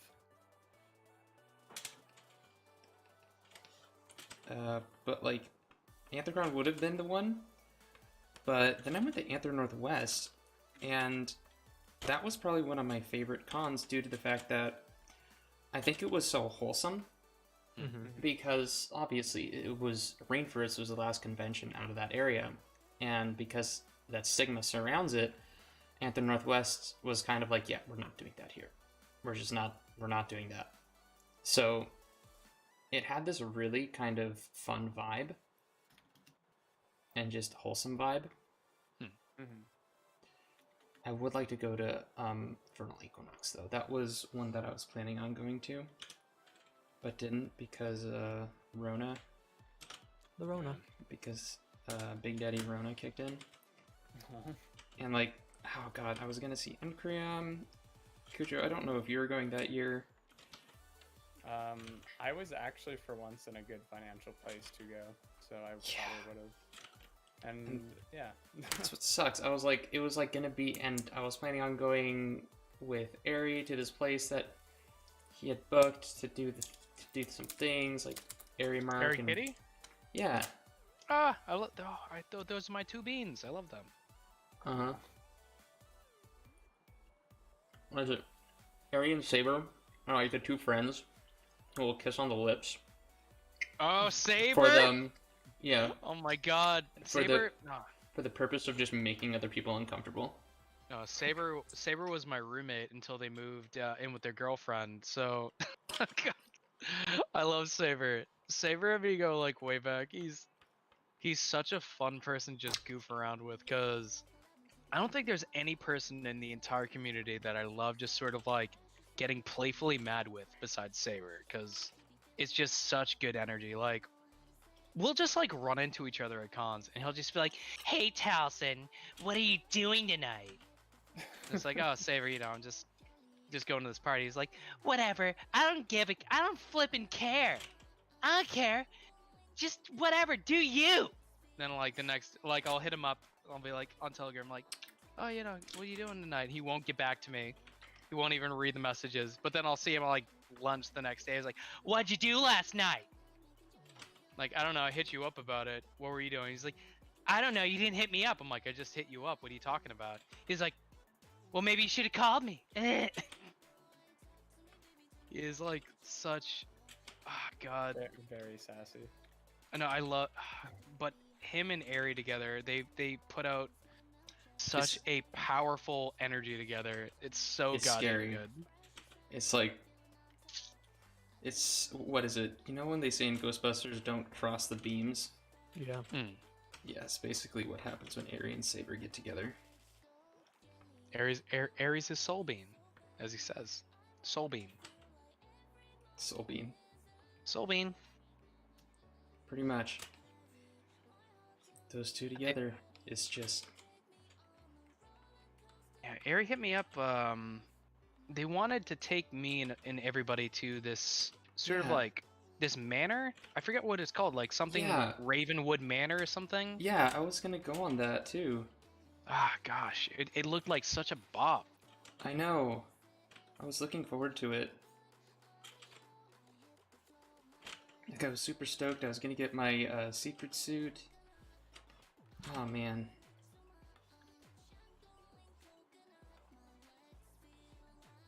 It sucked. It's alright. Effie will be back. It will. When it is, it's gonna be a bop. Honestly, that con location is too clutch to go away. Hands down, my favorite. I can't wait to go. I also love Canada. One thing that Same. I'm probably looking forward to, and like, I know I'm currently loyal to Anthem Northwest, but a bunch of mountain bike furries are gonna try to set up our like little get together at Whistler Bike Park. We're gonna call it Wistfur, and then I'll probably be loyal to that once that happens. I don't know. There's a few, like Denver is pretty high up on my list. I really want to go to that. Cause Denver like, was pretty fun. yeah, I'm a huge. The Colorado furry community is like dope as hell. There's a lot of really cool people up there, and I also just I really love Colorado in general. Like, I'm a junkie for like hiking, doing things like snowboarding and skiing and all that. So It's a good state.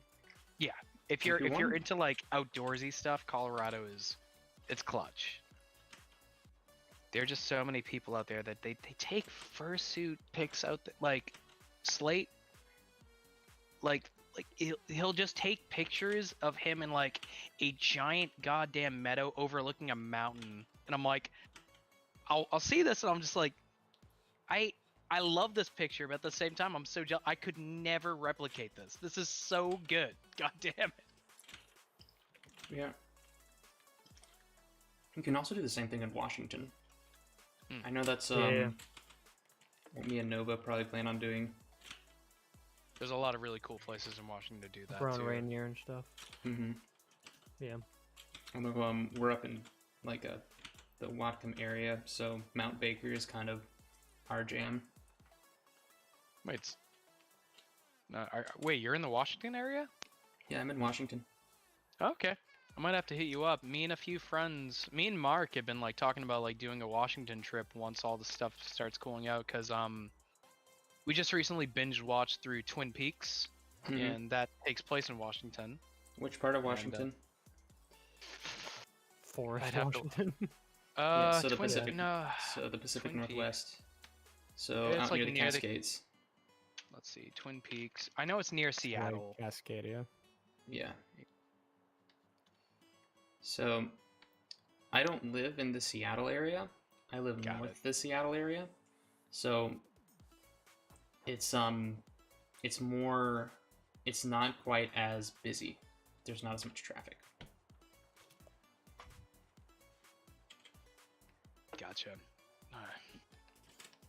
Yeah, I have like a few friends over there. Like, obviously, it's good to know that you're in the area too, because if we do go there, we can maybe go out of the way to see you. My friend Diggy also lives up there, Diggyroo. I'm not sure if you know them, but they live Don't believe closer so. to the Seattle area. Yeah, there's a lot of furs in the Seattle area, like Keetlok. I think Doryu's on Mercer Island, which mostly I'm just wondering, like, how many drugs is he running to afford that place? And then I know 12 is probably gonna move out. Is gonna move out here for an Amazon job. 12? Yeah, Oh shit! Congrats! I love 12. yeah.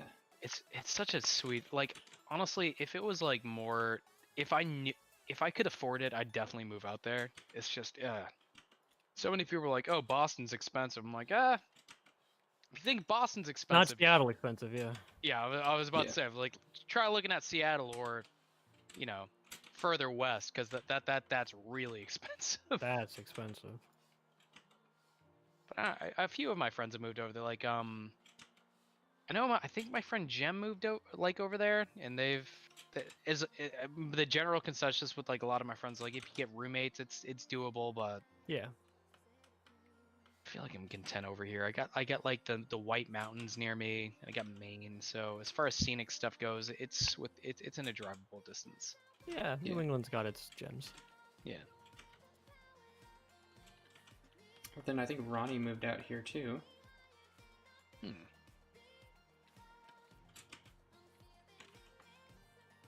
But yeah, I got a job here, so I'm not moving anywhere. Which I'm a little sad about that I don't get to kind of move around, but it's like it's gonna be a super stable job, and I'm not too sad about it. Stability's good. I mean, Yeah. I know. mean, Do you feel like you're gonna be like tied down with it in long term, or will oh, it give you some absolutely. wiggle room? It's like my dream job, so I feel like long term is pretty good. Gotcha. Yeah. Hopefully I'll get some good vacation days. That's Technically, because it's a startup, I'm kind of wondering if I can convince them to do a 4-day work week. See if that improves productivity. Because I feel like that's a better productivity style of work.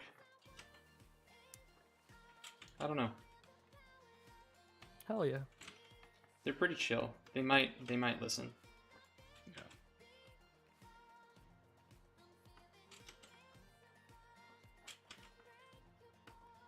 It's wild because, like, with everything that's been going on lately, a lot of workplaces have been like reevaluating how they're gonna be, like, how they've been operating, like how to operate. Because like Mhm.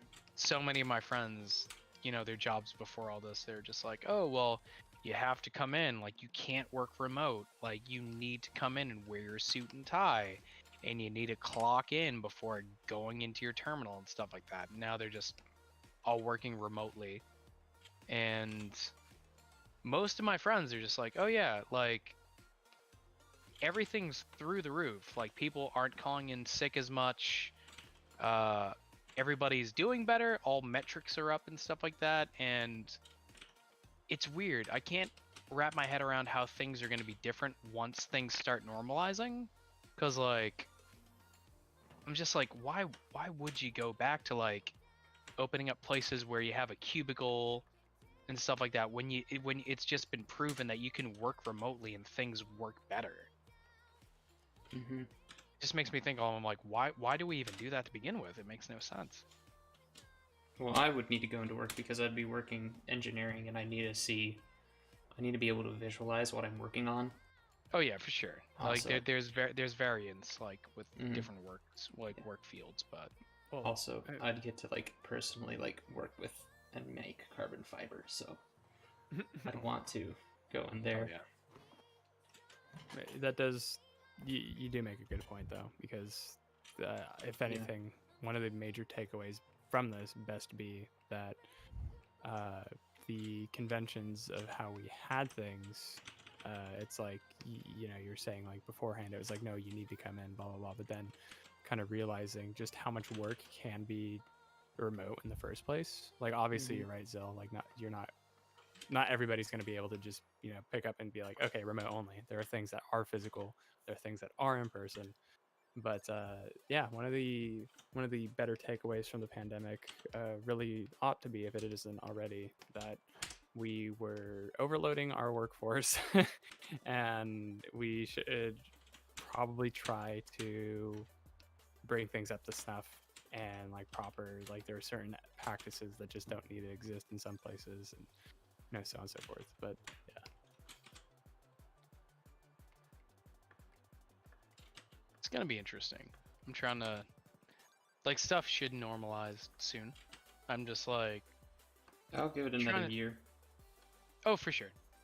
Like, there's people who are just like, oh, spring, summer. I'm like, you know, I'll hold off until things start normalizing. I'm not gonna start like expecting things to get normal, but you know, holding out hope. But my main thing was just like, man, I can't wait to see what things stick around long term after this.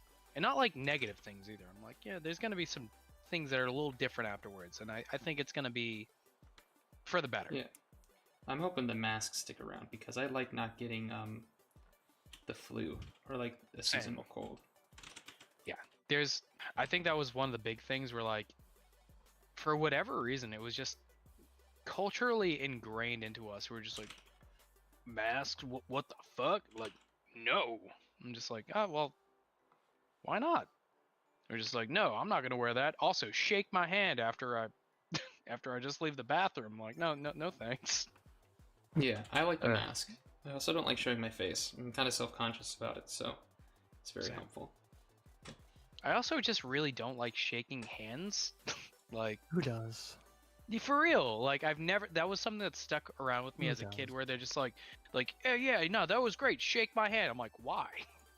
Just like it just shows that we have mutual respect for each other. I'm like, no, it doesn't. I don't want to shake your damn hand. I'll touch your hand. If anything, it just makes me feel like you're being a little condescending. You're telling me to do something I don't want to do. Yeah. You have to have a firm handshake, son. If you don't shake my hand harder than me, I won't respect you. I'm like, okay, whatever. Yeah. Whatever makes you feel better about yourself, I guess. I might be in my upper 60s, but I can shake like I'm in my 20s. I'm like, okay. That's okay, Grandpa. Back to your bed now. Yeah. It's okay. I recorded some episodes of MASH for you to watch. Oh, thank you. Holy shit. It's okay. I TiVoed some Nash and Gilligan's Island for you to fall asleep to. Oh, thank you.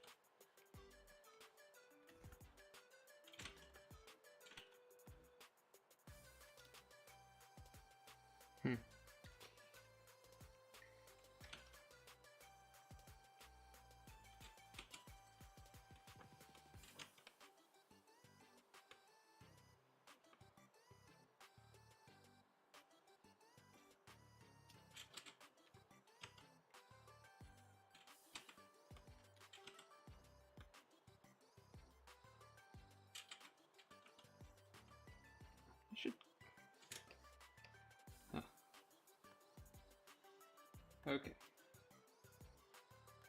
Alright, I think we got that. Now I need...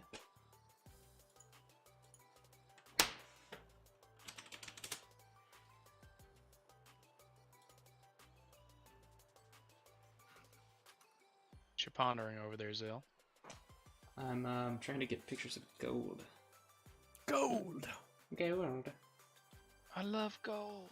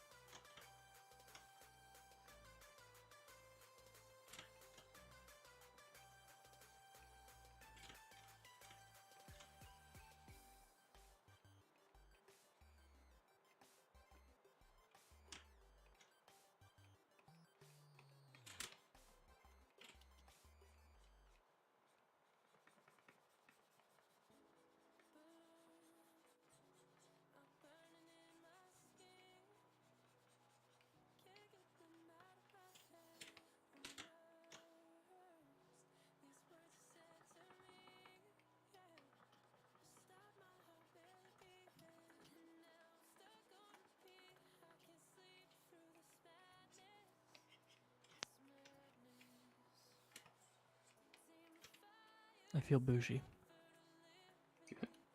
I mean, Feels right. What? Because of the gold? Like what's going on? you're made of gold, so... True. Dang. Well, the gold is only valuable because people put value on it. So easy. Checkmate. Yeah, but people value Lumi. Lumi value Lumi. Exactly. See?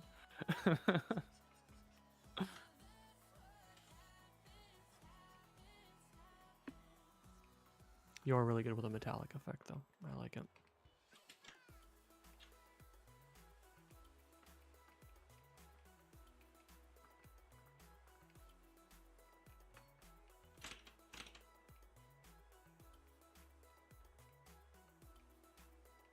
That is a really nice effect, though. Yeah.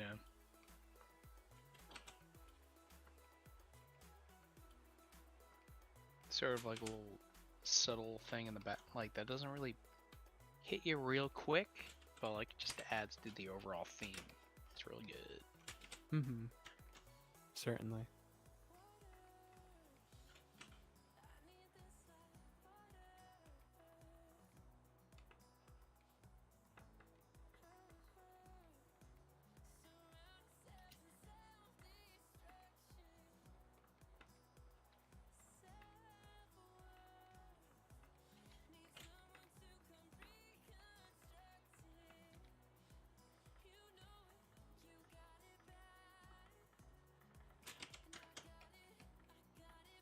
Now I'm kind of just like mesmerized by it. I can't look away. Yeah, same. Trying to think of something like witty or clever to say as a joke, but I'm watching your boy work, Right? and you're weaving a canvas out of gold. Or is he weaving the gold on the canvas? Yeah, that's the There question. it is. Okay.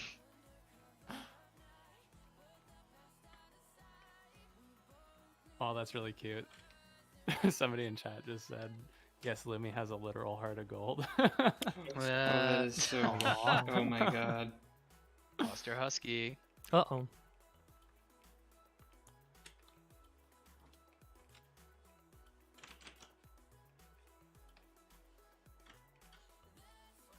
Lumi's the new gold standard. Hey, bringing it back.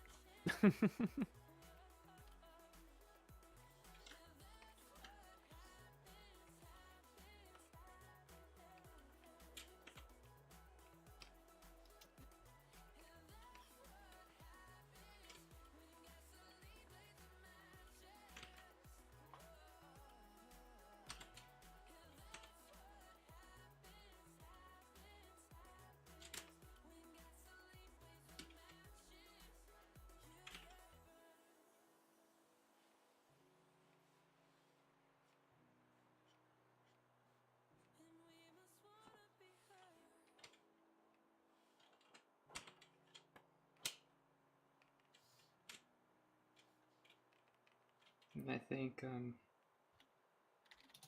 like your irises almost have a I mean, it's actually in its breath though.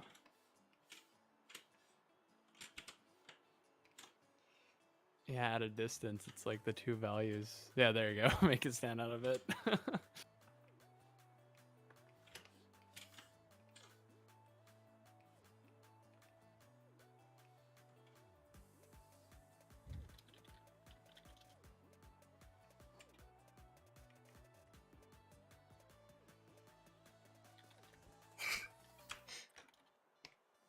There, I think that's it.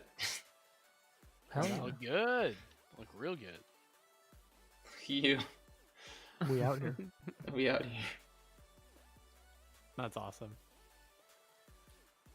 Lumia, Except just for like, sorry for the loss. Obviously, that's not awesome, but like awesome. I'm sure you can attach That's some back. Elmer's. No problem. Yeah, some Elmer's. Some Gorilla Match- Glue. Yeah, match the fur color. Right? Yeah. Heck yeah. Oh, Right. Let's go back through all of these wonderful ruse that we drew. So first off, we have Talcen, which is our wonderful Hogwarts gremlin, who kind of looks like you kind of look like a type of person who like also wears slippers while out in the Forbidden Forest. Slip. Okay. All right. I'll take that. I don't know why you also. I just like imagine Rue Talcen with slippers. I'll take slippers as long anything over Crocs, honestly. But what about Croc Slippers, Heelys? some nice Well, I mean, he has the robe on, some nice bunny slippers. That would probably complete the entire ensemble. That'd be a good look. But what Yeah. about Croc Heelys? Ooh. Crocs with Heelys? Yeah. Creelies. He'd be rocking through the goddamn Forbidden Forest with style. That'd actually be some pretty hot fire, honestly. Instead of riding a broom, you ride a Roomba. Broomba. Oh my God. Or like I'm there a for it. like a Dyson vacuum instead of a broom. Easy. Yo, I'm gonna draw that now. I'm gonna draw like a wizard riding a Dyson vacuum.